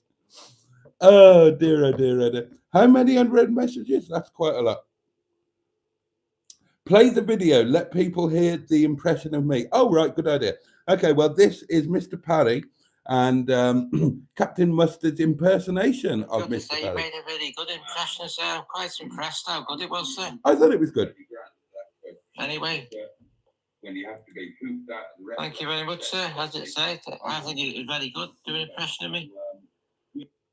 Right, and here is the impression in question. Now, that's the benefits of phoning in. What did you have for dinner, Mr. Parry? What did he have? Oh, yeah, he always has lots, doesn't he? He always chips and mash and stuff like that. No, they're chips. Oh, hang on, that's not the impression, is it? Is this the impression? Whittle, which is? The Lesser Peninsula. Well done. Yes. I reckon I could do a Stephen Parry impression, actually. Oh, go for it. Hello, sir. Have you had something nice? Have you had a good day, sir? I'm full of pie. I can't laugh. It wasn't a bad impression. Credit where it's due. Credit where it's due. Oh, dear. So it is not the same pound coin, Mark, and the box has had a double pounding tonight, and I'm getting myself all excited with the thought of the shenanigans I can get up to at the Grand Hotel, especially if I win at the bingo. Oh dear, oh dear. It's going to be a laugh, darlings, and don't worry, you'll be there with me.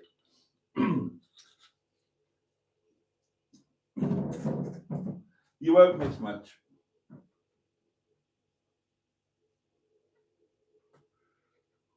Oh, just imagine. We can dance together in the ballroom. I can do a live and I can hold the phone and we can... You'll have to dance backwards because even if you're a chap, you've got to be the lady. Where did we get to? Where did we get to? Some things don't change, says Cheeseburger. The candle's on the piss. It's not. It might be. In fairness, everything in this cottage is on the piss. Everything's on the one, darlings. Those of you who have been here know this to be a fact. And those of you who haven't, well, come round and you'll see that there's not a level edge or a straight line in the place. Everything is catastrophically on the wonk. It's a very old cottage, darlings. My mum used to rub Vic on me. I love Vic, says Stu, and I think that's in response to Simone, who was saying that she could do with a bit of Vic. Oh, bless little lemon, indeed. Oh, and Mark said wine time at the appropriate time at Wine O'Clock and sent another couple of quid. Blimey, Mark. Oh, you've been so kind tonight. Everyone grab a drink and snacks. Peter P's on his way round with the orgy nibbles. Oh, we're having an orgy? Oh, God. Okay. I suppose I better get my kit off, hadn't I? Oh dear. Or should we save that until the Airbnb is open? Oh God.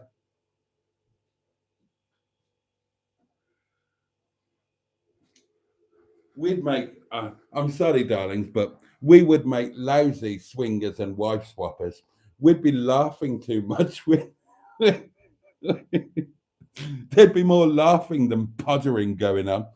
Although I suppose the two could be combined, couldn't they? Oh, there's a few I would like to rub Vic on, says General Cheeseburger. Oh dear, oh dear, oh dear. Poppy's Travel says, I'm off to my son's cottage in Dolgelly.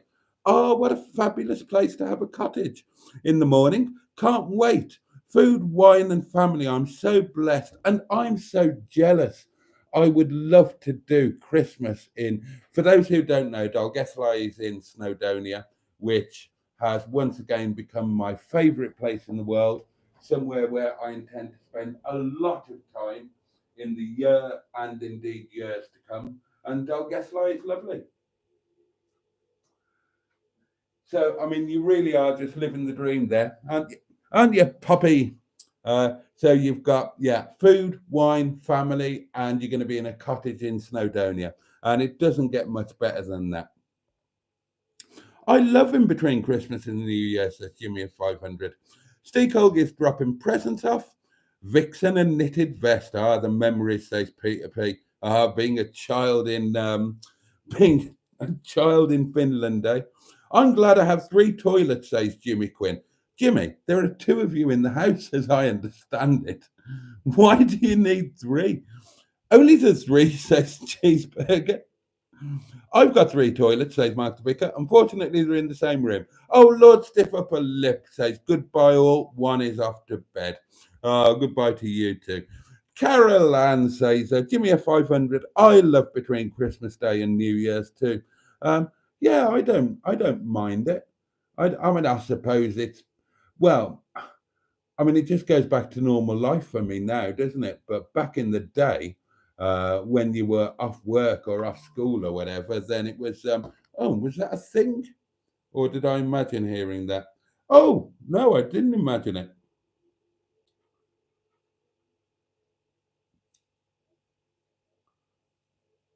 Bear with. Bear with.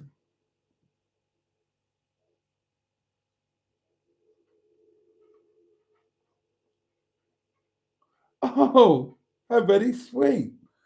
Oh, Haley Barr, thank you. Hey, Boaty, I'm Adam Barr's mother. Hope you have a great Christmas and a glass of wine. And she has also sent a quid. Bless you. Well, thank you, Adam, and thank you, Adam's mum, Haley. That's really kind.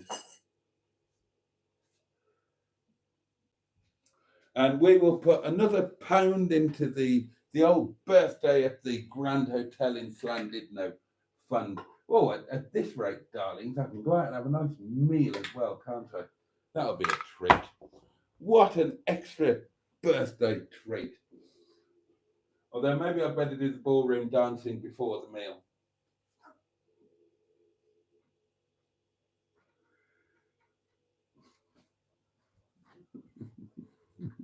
I'm going to have such a laugh, honestly. I've got no idea exactly what it's going to be like. I've never even been into the place. Friends of mine I don't know anybody personally who stayed there, but I've got friends who love it as a place, didn't want to stay there, but they've been in for a drink and whatever. And I've heard anecdotally what it's like, that especially over winter, that is just full of people of a certain age. And if it is, I promise you, I'm going to have a blast. I love older people. I've worked with them all my life, professionally and voluntarily. I never lose sight of the fact. Here's the thing: don't treat old people like old people, because they're not old people. They're just people. They're people, and they've got personalities and history and experience and hopes and ambitions. It's the same as anybody else. That's something you learn as you get older.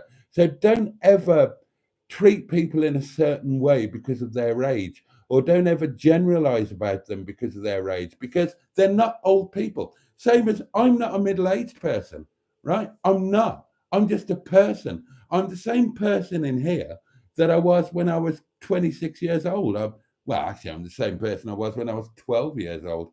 I'm such a child. But you know what I mean?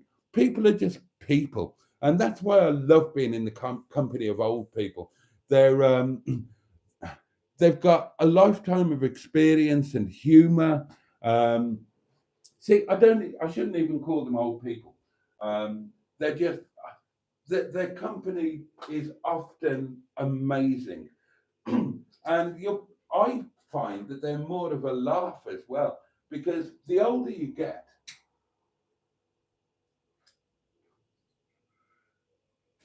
the less seriously you take yourself. Because when you're a thrusting young buck, or even when you're in your 40s, then you're thinking about your dignity, your attractiveness, the impression that you're making on other people. You're probably trying to hump somebody, and all of that sort of thing. You're trying to impress your neighbours with your job or your car, right? When you start getting a bit older, sort of my age and onwards, you tend not to give a sod about all of that, and you don't take yourself so seriously. How can you? You look in the mirror and somebody's looking back at you that you don't recognise. The hair's the wrong colour. You've got wrinkles to buggery. Things have fallen off. Things have fallen out. You've got hair growing where it's got no bloody right to grow. Nothing works the way it should do anymore. How can you take yourself seriously? So you don't. You just have a laugh. And, oh, God, my grandfather, after my grandmother passed away, he got part of it. Was like a boys' club in the local chapel, except the boys were all in their 80s, and they were the best fun I've ever known. My God, they were like children together. So that is my tip. Don't treat old people like old people. Just treat them like people, and you'll probably have a much better time than you expected. And I tell you, on the night of the 13th of January, I'm waving my finger at you in a schoolmasterly way. I'm going to have a bloody ball. If that hotel is stuffed full of golden mouldies, I'm going to have a bloody blast with them. I'm going to cause a bit of chaos. You watch me.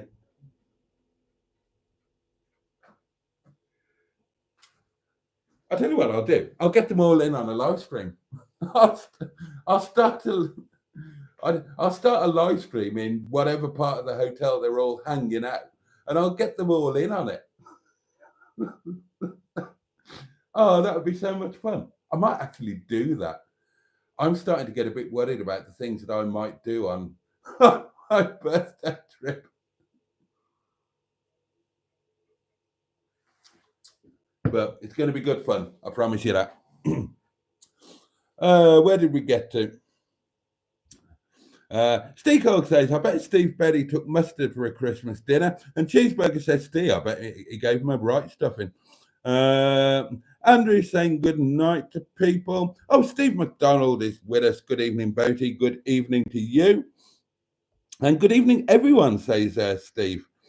It's retro board games for me on Christmas Day, says Ian Hulley. On the buses, followed by It's a Knockout. Oh, sorry. Do apologise. Lee Jean is with us.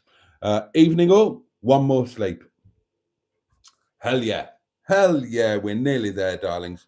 I'm dreading Christmas Day. I always dread Christmas Day. There's so much that can go wrong. In reality, everybody's there to have a good time. Nobody complains. Nobody whinges. And so things never go perfectly, but nobody cares. It's just like a party atmosphere. Now, last Christmas Day, if you remember, we had a guy that we'd had problems with before come in, and I wasn't front of house when he came in, or he wouldn't have got past the door. And they let him in, and they allowed him to buy a drink. Big mistake. And then he started kicking off, didn't he? And it was hideously embarrassing. You've got, all the people in there for Christmas Day, families in there, and you've got this drunken old ex-forces idiot, bless it. I shouldn't call him an idiot. That's not fair. He's clearly got, he's an alcoholic, and he's clearly got some issues as well. But you don't want him in the restaurant on Christmas Day, because he starts kicking off and shouting. Good evening, mystery caller.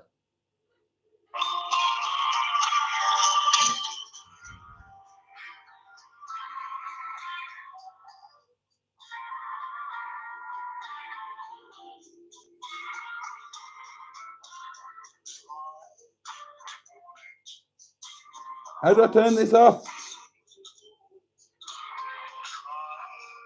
Oh, God.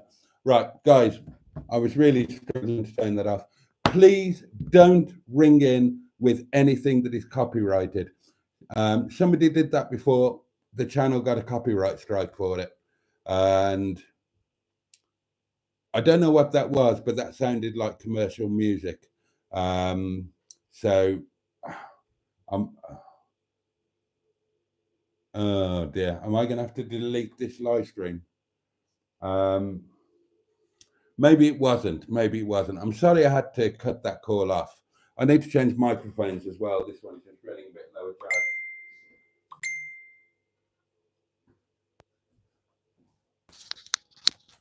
Oh, this one's completely dead.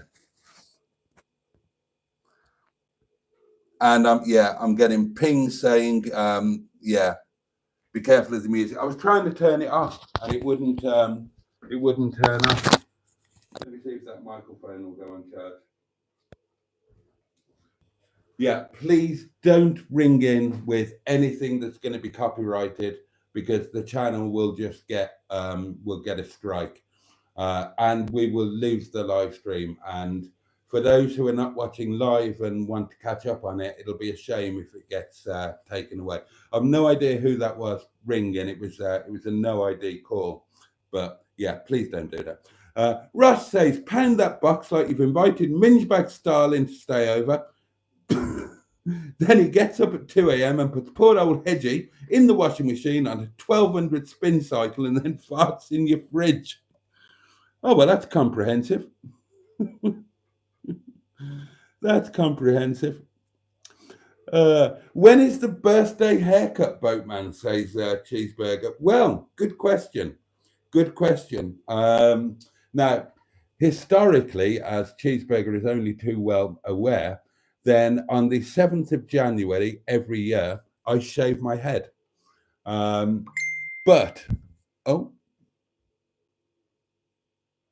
yeah, hopefully, Matron. Hopefully. Matron says it was bad quality, so maybe it won't get picked up. And there were no actual lyrics. It was just the music, wasn't it? So, oh, fingers crossed we get away with that. I did get a copyright wallop when Simone did it a couple of weeks ago. Yeah, traditionally on the 7th of January, I shave my head, as in completely, totally bald, close shave, completely gone, absolute, what do you call it? Slaphead, skinhead, whatever you want to call it. This year, I am not planning to do that. So I'm planning possibly tomorrow, if not then in between Christmas and the New Year, or in between, or sometime after the New Year.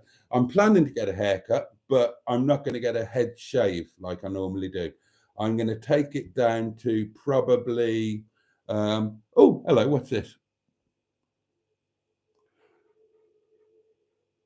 Oh, Mark, bless you. Don't treat old people like old people. I couldn't agree more. As a man in his 60s, my mum and aunts and uncles are in their 80s and 90s, and they are so lively and enjoying life. It is a joy. I completely agree, Mark. I completely agree. And Mark sent that with a super chat, which is incredibly generous. He's already been generous, and now he's being incredibly generous. So bless you. Thank you very much indeed for that. But honestly, you'll get old too one day, and it's horrible. You don't want to get treated like an old person. I get it a little bit at work because I work with young bucks. They're all in their, Ram's not far from me in age, but front of house, they're all young bucks. They're all in their early 20s. And we've got a brilliant relationship. I take the piss out of them. They take the piss out of me. We are genuinely mates. But every so often, they'll throw in a reference to my age. And I'll think, oh, don't do that. How much longer do you think you'll live? Longer than you if you make another comment like that, you little shit.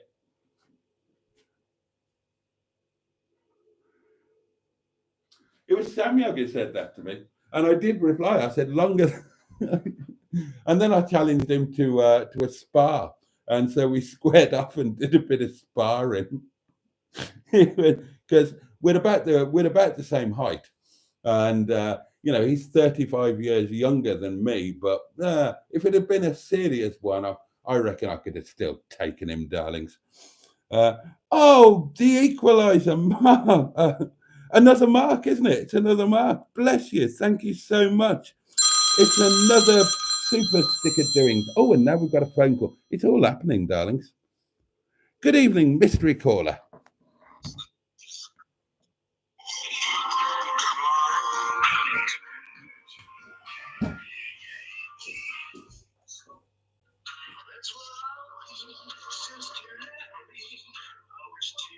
Oh, turn off. Okay, darlings, I guess we're not taking any more phone calls tonight. Sorry about that. And that one had lyrics in it, so that might be about it. Seriously, why would you do that? Why would you do that? No idea, but I guess we'd, I guess no more phone calls tonight, darlings. We're getting towards the end anyway, aren't we? So it's not the end of the world. Where did I get to on the old comments? Hold on. Oh God, I'm a little way behind. God, I'm miles behind. Who would have guessed it? Who would have guessed that I would be miles behind on the comments? Oh, bloody hell. Bloody hell, how far back have I got to go?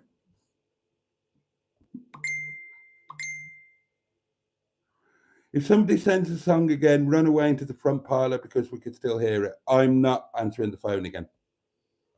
Not tonight.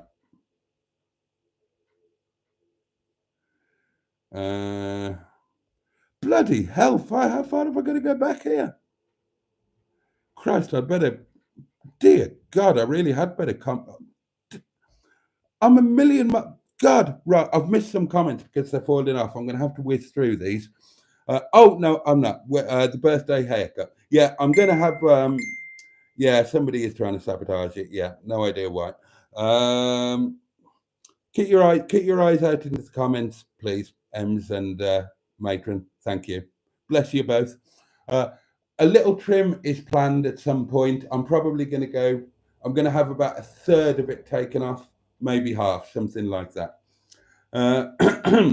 Momo chutney, it looks like Jimmy's toilet, says Cheeseburger. Hope all are well, says the lovely Lee. I've been missing the live, so need to catch up on the doings. I don't really drink, says Caroline. However, I've been gifted a bottle of Moet Grand Vintage Rosé 2015 from a subscriber. Kind of wasted on me, but I might just end up being wasted. Why not? Why not? Excuse me. Well, what a lovely gift for your upcoming birthday. Caroline is one of the first of our community January birthdays, by the way. She's kicking us all off on the 1st of January. Sorry I disappeared abruptly from the call, says Emma. It's clearly not peaceful here, as you may have heard. Yeah. My birthday is in January, says Steve Gold. When? Is it on the list? Me too, says Skick. 4th of Jan. Boaty, the camp damp noodly appendage. Deep breath, Emma, says Caroline. Yeah, absolutely. Absolutely. Martha Vicker says, I was offered a 12-year-old whiskey to try. I got a dirty look when I asked if he had any fresh stuff instead. 7 courses, says Mr. K. Yeah, 7 courses. Cheeseburger says, picked up the turkey today. Mrs. Cheese ordered 7 kilograms for 3 of us. Blimey. Boaty doesn't do kilograms, says Peter Pete. No, I don't. I don't, admittedly. But it's too bloody big, confirms Cheeseburger. I'm so lucky, says Stigholm. My mum is cooking me Christmas dinner and she's 75. There you go. I once had a bottle of Moet Chandon brandy. It cost 300 quid and the bottle tastes just like bog standard supermarket own brand name brandy. I shall stuff the turkey this Christmas, says Mark the Vicar. One of the downsides of not getting on with the current wife. Oh dear. Oh dear. Oh, Andrew, bless you. Bless you. This is poignant. My first Christmas without mum cooking the Christmas grub. Yeah, really sorry about that. Really sorry about that. Things are never, we all lose our mums and things are just never the same again. Certainly haven't been for me, and I know it's the same for other people. No shrimps on the barbie here, Tomato says Ross. Champagne, salmon and eggs for breakfast and turkey and all the trimmings for lunch. Oh, marvellous. Boaty, have you had the email saying it's cash only payment at check-in? Imagine their faces when you rock up and simply empty your box all over the reception desk. No, I haven't had that email. Is that genuine? Is that genuine? Our first without mum-in-law, says Cheeseburger. At least the wine will go further. Every cloud indeed. Oh, dear. I'm not fiddling the box. And it would have been funny if I paid with all the pound coins, but I haven't got time to stand at reception messing about with pound coins when there are pensioners to dance with and bingo to play. Got to make the most of it, man. Don't take any Scottish notes to the hotel because it's not legal tender. Noticed. Just like in the bank, says Andrew, you end up being stuck behind the OAP with 100 quid in pound coins. How's that box taking so many coins, says Stigholm? Because I've been emptying it. I've been replacing the coins with £20 notes and using the coins for the till float in the restaurant.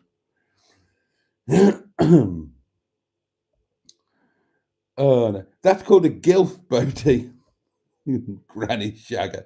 The receptionist might be a WAP. Well, you never know. You never know. Caroline says he'll be inundated with offers from the old dears when they hear all of his coins jangling and his new aftershave and smart knickers. Ah, yes. Oh, yeah. Yeah. Form an orderly queue. Dear God. Oh, with me. me new aftershave and smart knickers. Oh, yeah. No stone will be left unturned in my quest to find septuagenarian love for my birthday. God.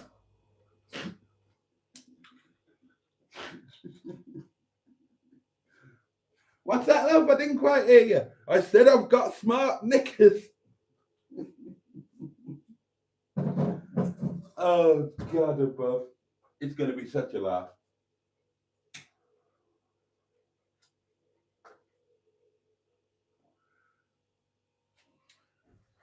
I wonder what the top prize is on the bingo. I'm planning to win that. I used to go to salsa classes, says Stu. It was brill. I hope that box has a bottom. It does. Sounds like Boaty will be looking for corpse swap. Oh, let's not go to corpse swap again. There is actually there is an under table trapdoor. Let me show you.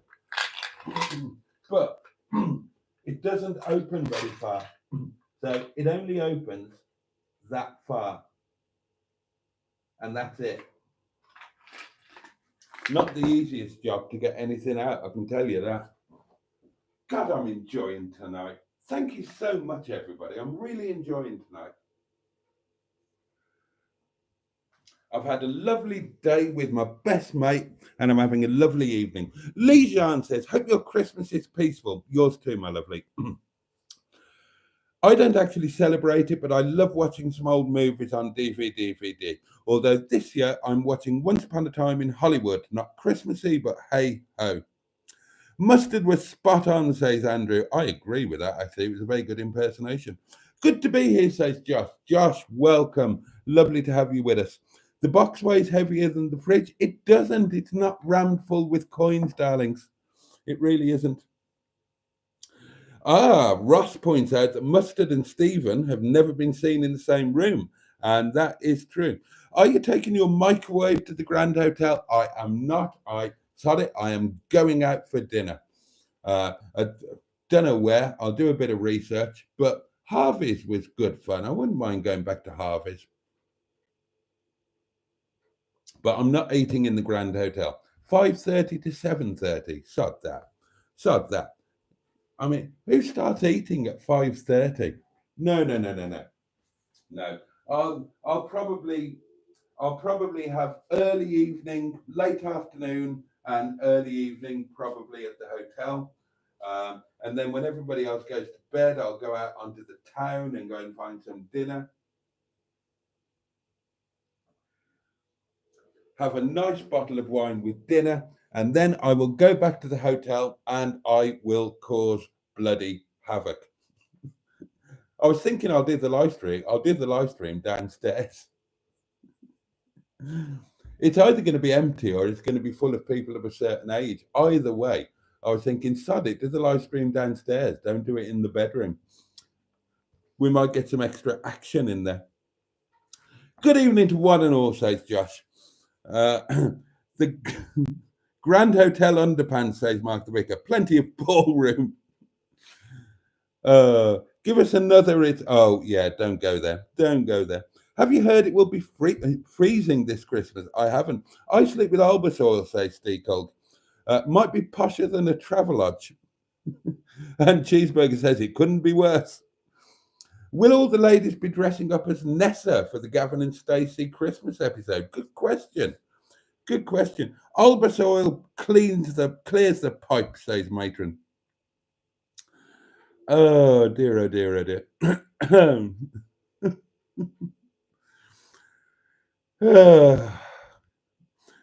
I wish I had pound coins laying around, says Mark the Vicar. They're for the restaurant float. I keep them in my ladle thing. You've seen them on live streams or cooking videos. I keep them in one of my things from Malta. They're there for the restaurant. I keep a stash. Please ensure there is plenty of Nicki Minaj of the birthday trip, says Emma. And there will be plenty of footage of the birthday trip. I can promise you that. Good evening, Boaty and chat, says John Stoodley. I've had to make a difficult decision the last week. So 2025 will be the last year of my caravan. As funds are not available to carry on, I'm gutted. Oh, I'm sorry to hear that. John. I know how much fun you've had there. Pocahontas has gifted a membership. My God, I'll whiz to the end and see who got it. Oh, Pingu Concord. That is fantastic. That is brilliant. Thank you so much. Pocahontas and Pingu. Welcome back to membership. I love it when you're a member, and I don't like it when you're not. So I'm delighted with that. Now, can I find out where I was?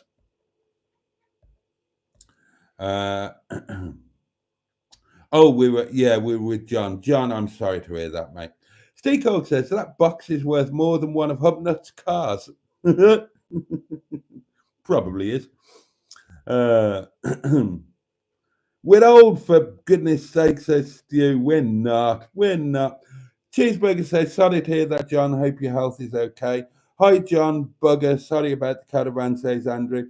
Stu says, I feel like a kid. Exactly.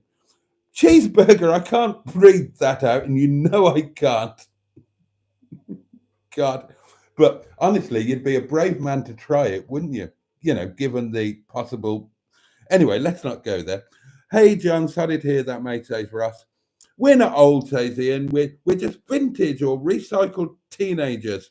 Upstairs from the neck, but down it's a different story. Yeah. I'm passionate about this, says Matron. I am just a child or teen in a 53-year-old's body. We all feel like that. And that was the thing, that was what I was saying. Don't treat old people, well, don't call them old people, but you got to call them something. Do you know what I mean? Don't do the age thing, because we're all recycled kids underneath. We just all are. Oh, what's this? Oh, Haley Barr. Oh, has become a channel member. She's bought herself a channel membership. Thank you so much for the support, and welcome to channel membership. What a fabulous night this has been. Your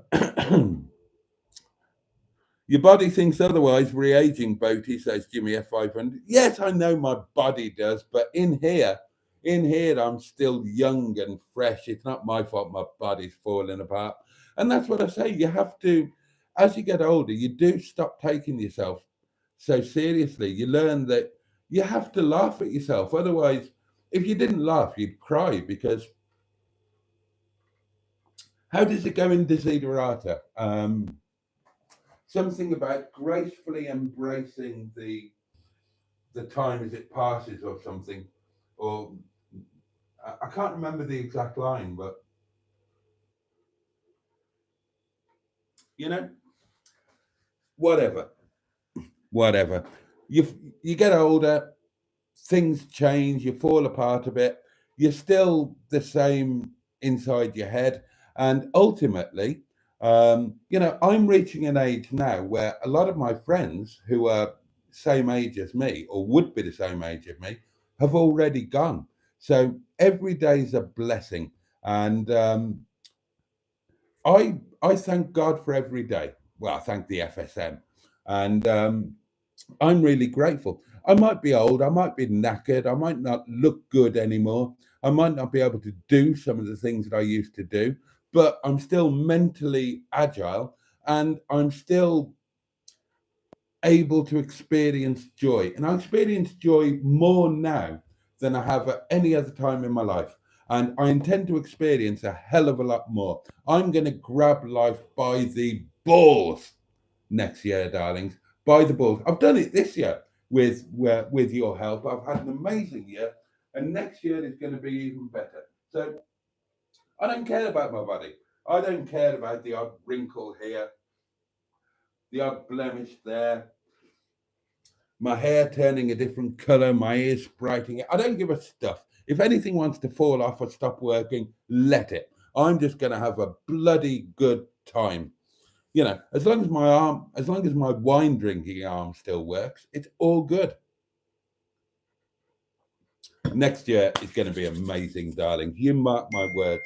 And you make sure that you come along for the ride and you enjoy the arse out of it as well.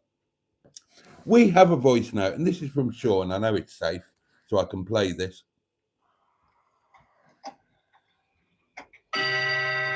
Oh. It's a bit early. What's up? Have I died? What's going on?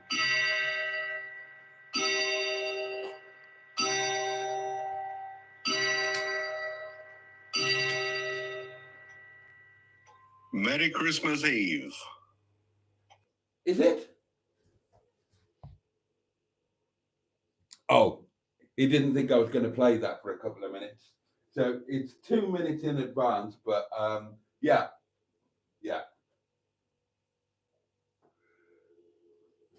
Sean is the first to get in with the, that's going to be a thing, isn't it? Merry Christmas Eve. 60 seconds to go, and we are into Christmas Eve. I'm a 60-year-old schoolboy, says Mark the Vicar. I even wear the uniform. Why not? God. John Stoodley says, not 100%, but I'm about 90% there. Still got an annoying cough. That's good. They'll have more. I can't read that out. Never grow up, never grow old. The day you stop playing is the day you start dying, says Matron. We're all kids at heart, says Andrew. Exactly. And these live streams are proof of it, darlings. That is our official song, the Bog's official song, Young at Heart. Don't play it though, because I'll get a copyright strike. Boaty, you make me laugh so much. Never stop being you, says Simone Nyman. Well, thank you, my lovely, and I won't. I'm too old to be anybody else. You're stuck with me, I'm afraid. I can't read that one.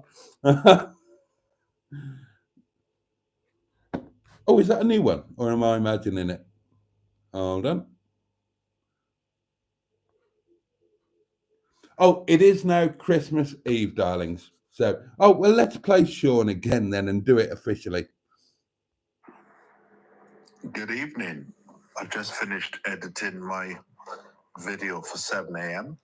That's not the right one. This is the one. Merry Christmas Eve, darlings.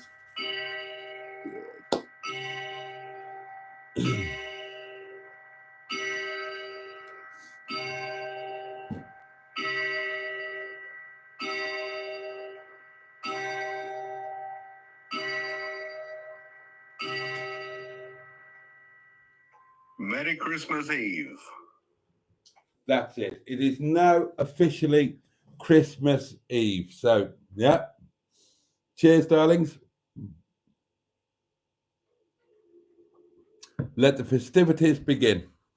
I guess I've left it too late to send any cards, haven't I? Never mind. Oh, I need to open these before I go. I like old people, says Mark the Vicar. I like them even more if I'm in their will. I try to treat people old and young alike, like people, says Josh. That is exactly the right way. Lee says, indeed, Andrew, still a big kid and I don't care what others think.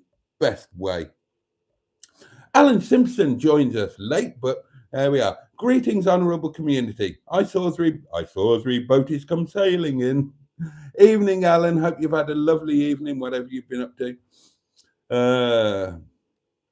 I can't read those. I know it's midnight, but I can't read those. Steve Berry's going to phone you up one day. Oh, well, if he does, cancel the live stream. That'll be the next 2 hours taken care of.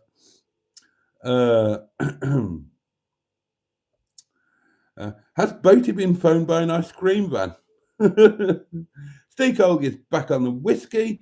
Oh, I've got 2 new followers on the Boaty's World Facebook page, one of which is the lovely Hayley. Can't you dub a fart over it, says Peter P. I could try.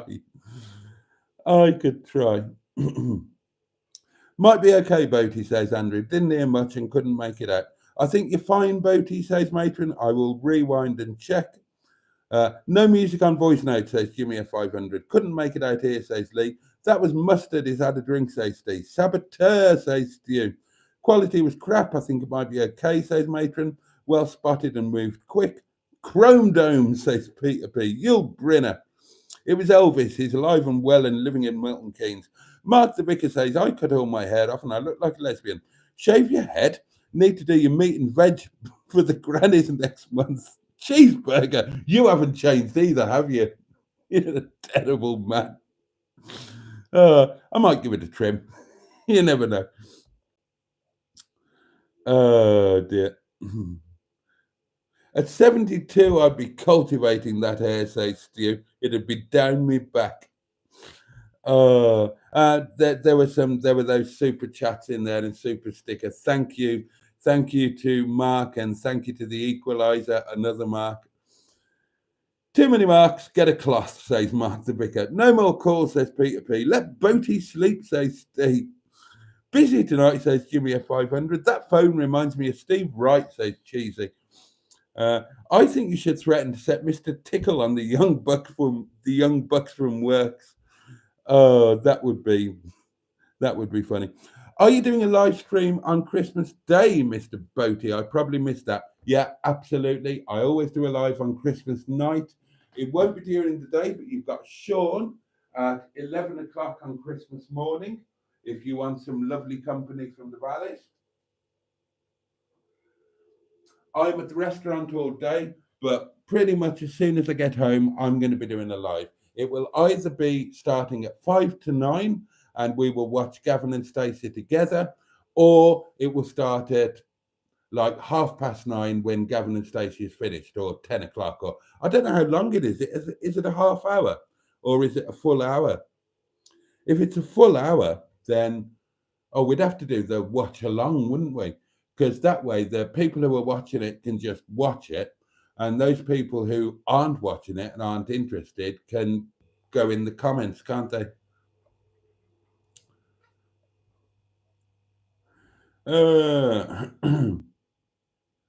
Diddly-doo, diddly-doo. Hope you're warm now, says Barry Scrotter. Oh, evening, Barry. You look well cold earlier. It was bloody freezing. We've had a great year, says Stu. Full of laughs. It has. It's been amazing. It's been amazing.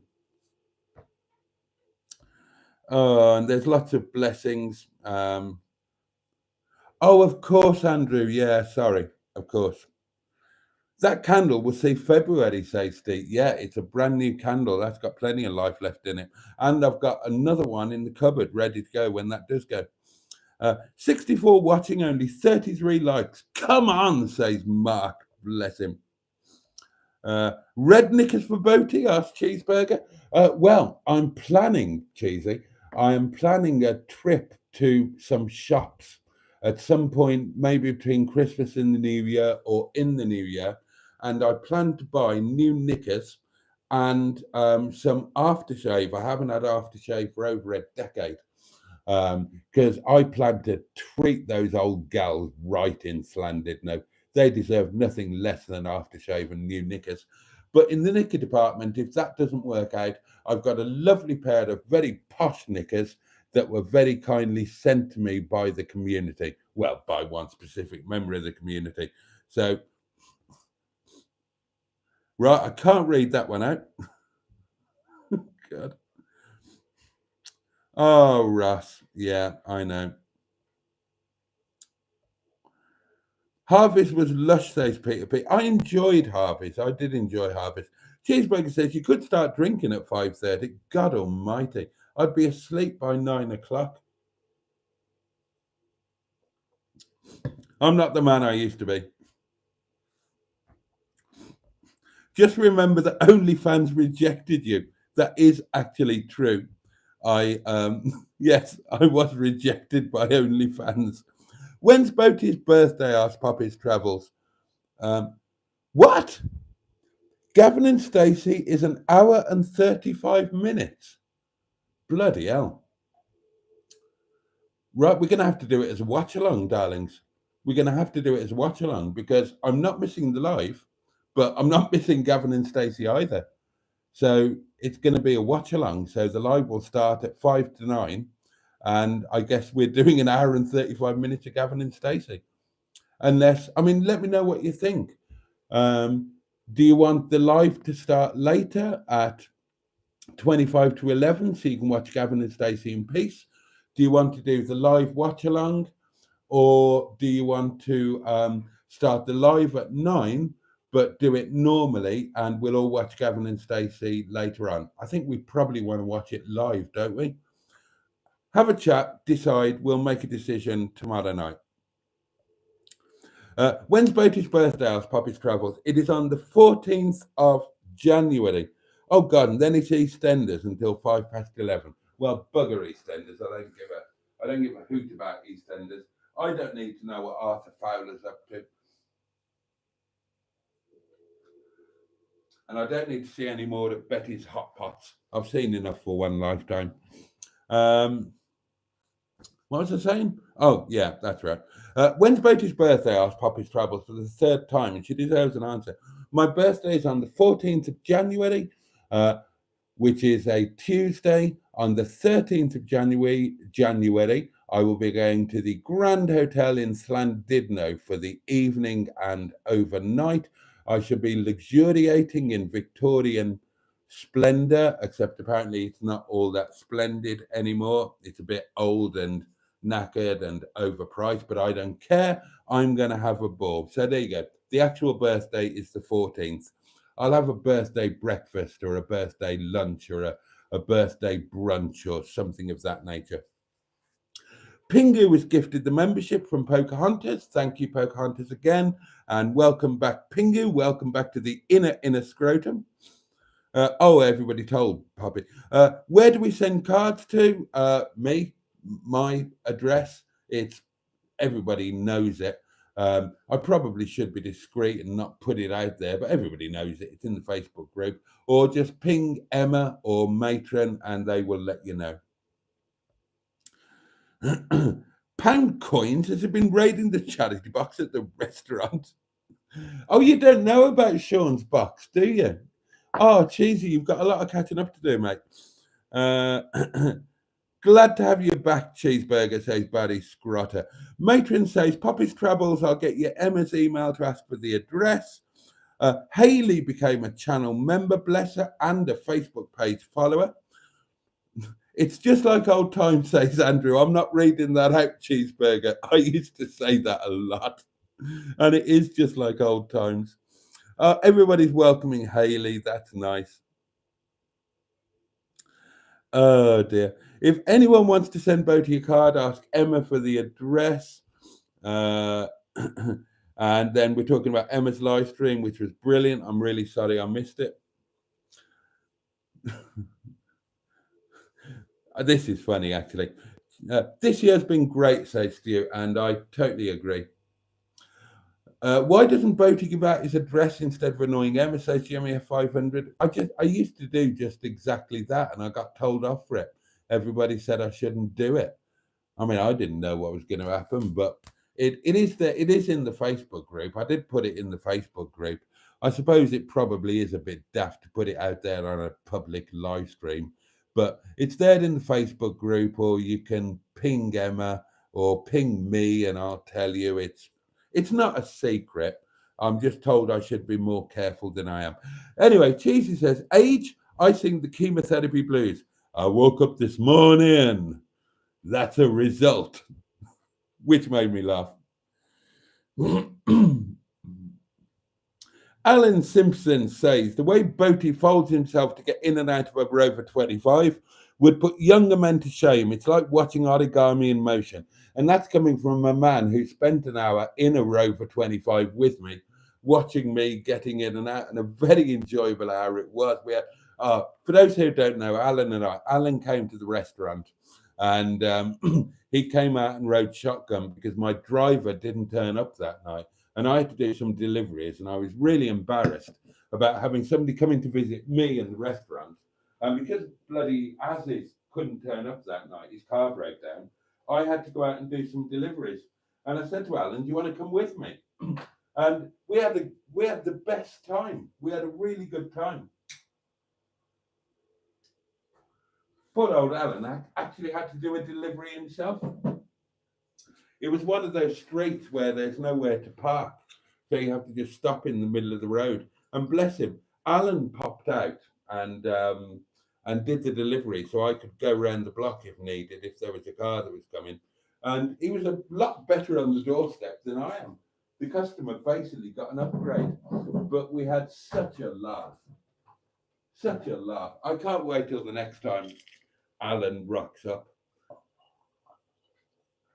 And don't forget there is the Airbnb to look forward to, darling. So I expect you all to rock up.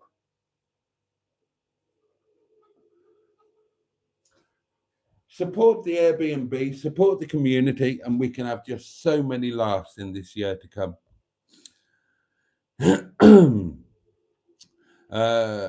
As I've got older, my perspective is changing, says Barry. I experience joy on my own, to be honest. I want to run away and be on my own. I feel that quite a lot. I won't, but there you go.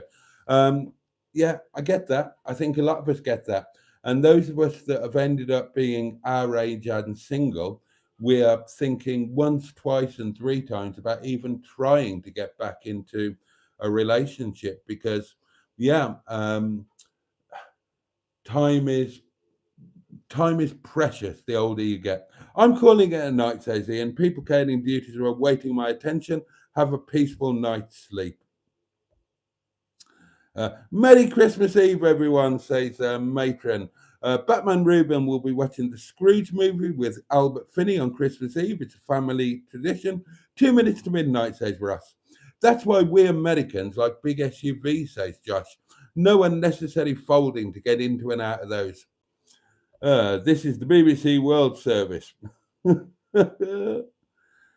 Oh dear. It's a different time zone in the valleys, says Sean. Hello, thank you to whoever gifted me a membership, says 00 Garage, and Merry Christmas Eve, and the same to you, mate. Oh, lovely to have you here.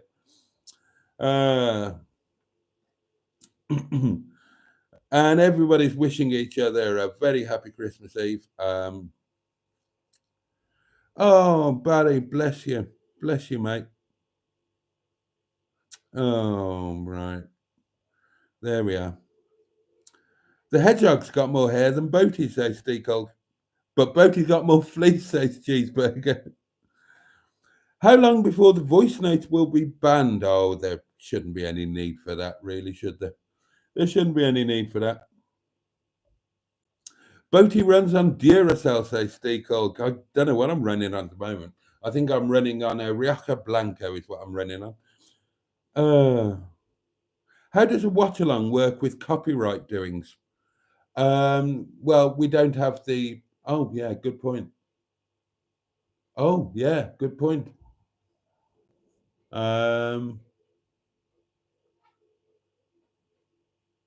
Yeah, I don't know. I hadn't thought about that.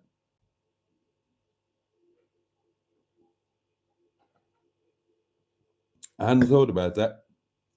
I'll think about that tomorrow. 90 minutes of James Corden sounds like hell, says Cheeseburger. Keep your chin up, Boaty, Barry. Much peace, says Lee. I hadn't thought about the copyright thing, so maybe you guys can do a watch along. I'll just do the live stream, and I will watch it after the live stream or the next day, something like that. I hadn't thought about copyright because if I watch it, it's going to get picked up on the microphone.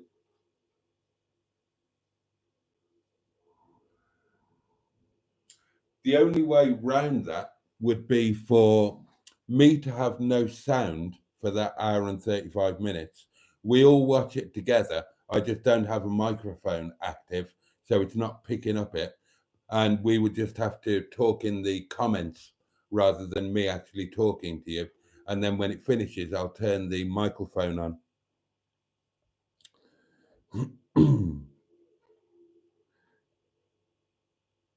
You can record Gavin and Stacey on your video cassette recorder, Boaty, and watch it on Boxing Day. I could watch it on iPlayer. Arthur Fowler is raving dead, pal. Oh, I'm so sorry for your lost, Cheeseburger. Watch along, you have headphones on when you watch the show. Oh, and thank you for the one before that, Sean. I won't say what you said. But yeah, that would be absolutely brilliant. Thank you. Let me just check this out.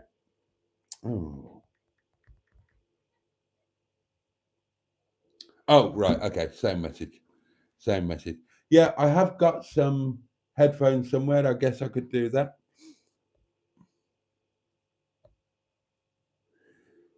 BBC iPlayer only works in the UK, says Peter P. Oh, yeah, that's true. Oh, so that's not going to be fair then if some of us can watch it. Right, I'll tell you what we'll do. We'll start the live stream at 9 o'clock on Monday. I'll watch Gavin and Stacey on catch up another time. If you guys want to watch Gavin and Stacey and join us later, you can do that, or you can watch it and watch us at the same time, or do whatever you want to do. But I forgot that other people are in other countries. So I won't do Gavin and Stacey live.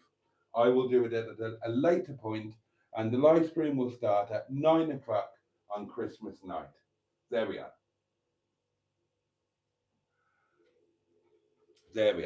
And yeah, that's the best way. I can do Gavin and Stacey anytime, can't I? I only get Christmas night with you guys once. I can't do that at any time. I can only do it there and then. And I'd rather have you guys than Gavin and Stacey.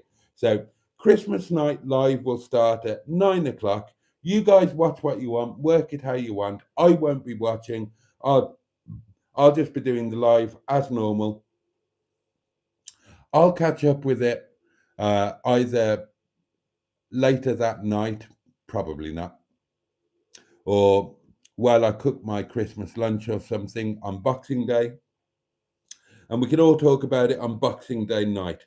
And the rule will be, if you watch it live, no spoilers, because some of us won't have watched it. So no mention of Gavin and Stacey on Christmas night. No spoilers, no giving away the plots, nothing like that. Okay, deal, everybody? Everybody okay with that?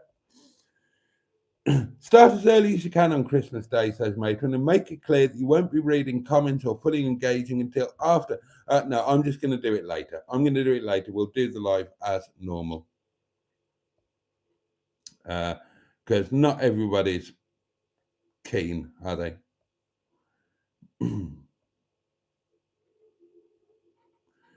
Mr. Boaty, the last time the hotel you're staying in was refurbished was in 1938. The German army didn't bomb it in World War II because it had already been bombed, not changed since, my lovely people. I'm looking forward to it. I'm looking forward to it. Oh, there will be a next time, says Alan. I love a road trip. Momo and Shoot in the breeze in the car. We need to have a wee sing-song next time. Yeah, and we need to do it in a convertible, don't we? We established that.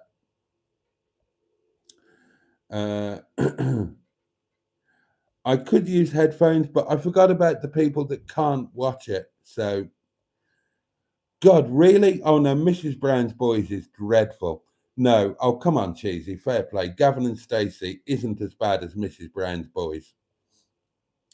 Can't stand that James Corden person. I don't like him as a person or as a personality or anything. I just love Gavin and Stacey.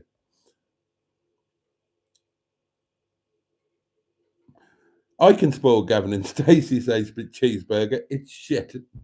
Right, okay. We've reached the end of the comments. We've pretty much reached the end of the live stream. I've done 2 hours and 20 minutes on me, Todd. So I'm about ready to bugger off and have some supper, but I have loved tonight. I've absolutely loved it. I need to thank you all massively for your company and your indulgence. Many of you have done lovely things. There have been super chats, super stickers, PayPals, gifted channel memberships, so much. And I'm so incredibly grateful to each and every one of you. And I'm so grateful for your company. I've loved tonight. And I'm so excited about the next few nights and the next week and the next month and the next year. This thing is fabulous. And what I'm going to do now is I'm going to open these lovely cards. Oh, Cheesy, it's been nothing less than a joy to see you. Really, everybody's just over the moon. It's been a fantastic Christmas present for us all. Bless you, mate. Right, this one is going to be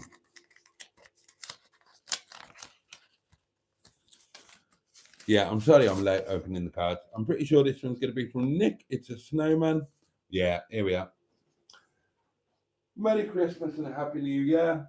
And that's from Nick and Julie. And they are my neighbours there. Well, I'm probably annoying now by speaking too loud. But I'm nearly finishing.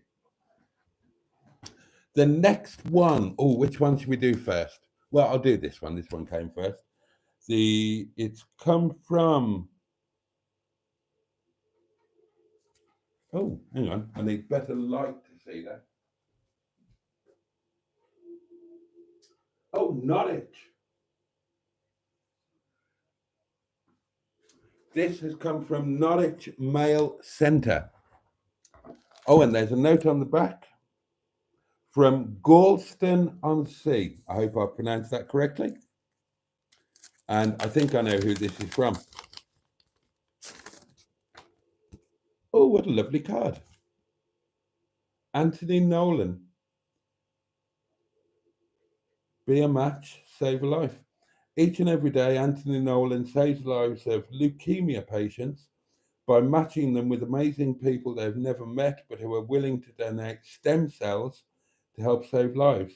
From May 2010 Williamsons will be raising awareness for Anthony Nolan as the company charity of the year. You can help by joining the Bone Marrow Register. Oh, what a lovely thing. And, oh, it's from Jimmy. It's from Jimmy Quinn. And as promised, he stuffed 20 quid in there, didn't he, for the box. Oh, thank you, Jimmy. Wishing you a Merry Christmas. To Boaty, have a good one. Jimmy Quinn. Thank you, Jimmy. And you did say this was for the box specifically. So, oh, the equalizer. Oh, Mark, again, bless you. Thank you very much. Another super duper thing. Right, so I'm not going to pound the box. I'm going to 20 pound the box. This is a first. This is a first. Now, this is going to be a tad more awkward. So, craft door open and... Oh, wasn't as hard as I thought. There we are. The box has done well tonight. Thank you so much, Jimmy. I'm really grateful for the card and that. And I will raise a glass to you on my birthday when the old box is emptied. It's like watching Bullseye in one. From Norwich to the quiz of the week. Oh, blimey, Nicholas Parsons. Yeah, Nicholas Parsons. Merry Christmas to anyone who won't be here over the next few days, says Matron. I will be here as much as I can. Yeah, look, obviously, many of you have got families and friends and commitments and so on. So, yeah, a very Merry Christmas to you all. We totally understand if you, if you're really busy with your Christmassy doings and your family and your friends. We'll be here if you need us, if you'd like to pop in, and we will all catch up with each other fully and properly at some point.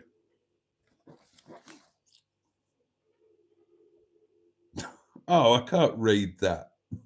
I can't read that. Merry Christmas, Cheeseburger, says Matron. Wonderful to see you here, and I second that. And please don't be a stranger, and I absolutely second that. Simone Nyman says, I gave a tenner to Richard Vobes, whoever that is, and I wish I'd given it to you, Boaty. Oh, bless you. It's the thought that counts, Simone. Live title, Boaty's box gets a good pounding. It's Sean's box.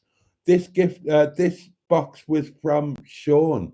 So it's Sean's box that I pounded. Right, here we go.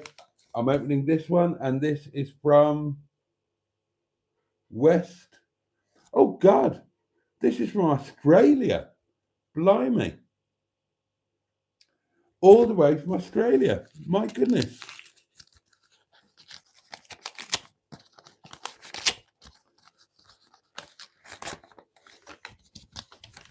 How exciting. Santa's reindeer rejects. I'm just going to have to show you this. I'm going to have to show you this. To Boaty and Hedgie, wishing you a very Merry Christmas. And thanks for providing me and the community with all the jollies over the last year. Hope you have a fantastic Christmas and New Year, matey. Oh, bless you. Thank you so much. Let me show you. I will show you my front parlour on Christmas Day because I'm loving how Christmassy it looks. I'll take a picture of this and put it in the Facebook group so you can see it properly.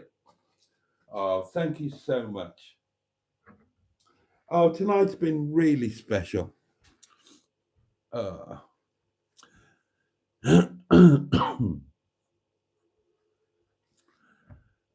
dear.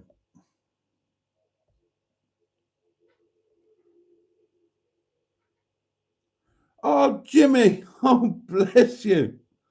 Oh. Thanks, Boaty, for doing live streams over the next few days, says Simone. Not easy for those without family. Agreed. And I am one of those without family, so I understand that better than anybody. But I've got you guys, and you are family to me. And I hope the same is true, vice versa. Jimmy Quinn, bless him, has just done a £10 super chat for a bottle of wine. Thank you, mate. I really, really appreciate it. Oh, dear. Oh, and yeah, Andrew says, so happy now the card made it before Christmas Day. Just bless you, Peter P. I feel exactly the same way. Right, I'm going to bugger off before I start crying, but tonight has been fabulous. This has been a wonderful, wonderful live stream, and just a wonderful evening with my friends and family. And I thank each and every one of you for it. I thank you for your generosities and your kindness, and I thank you for your company. Let me wish you all a very happy Christmas Eve. And tomorrow night's live stream, I will set it for 11 o'clock, which is the normal time. Okay. So it's Tuesday tomorrow. Normal time is 11 o'clock. I will set the live stream for 11, but it's Christmas Eve. God knows the restaurant could be busy. I could be there until God knows what time. I'll set it up in advance for 11 o'clock. If I'm not there, don't panic. Just have fun amongst yourselves. And as soon as I walk in through the door, I will join you. Okay. So I've got no idea what time I'm going to be home tomorrow. I might be home for 11. It might be later. I haven't got a clue, but I'll set it up. It's there. You can all chat amongst yourselves and whatnot. I'm off to watch the darts on catch up, says Cheeseburger. I might be back. Fingers crossed. Touch wood. We hope so. On that note, darlings, happy Christmas Eve. I wish you a safe, warm, and peaceful night ahead. And I wish you a lovely Christmas Eve. May it not be too stressful, and may there be a bit of joy in it for you. And I will be with you at some point tomorrow night. The live stream will be there from whenever. I'll set it up good and early so that you can jump in whenever you want to and start the comments off. And I will join you, hopefully, 11 o'clock. If not, the moment I get home. And we will see in Christmas Day together. So thank you again for tonight. I honestly can't thank you enough. And I can't tell you how much I've loved every minute of it and how grateful I am for it and for you. All of my favorite people have been in here. It's just been a joy. And above all, I'm so, so lucky and so grateful. So the candle will be relit tomorrow night when we see in Christmas Day itself. In the meantime, much, much love from me.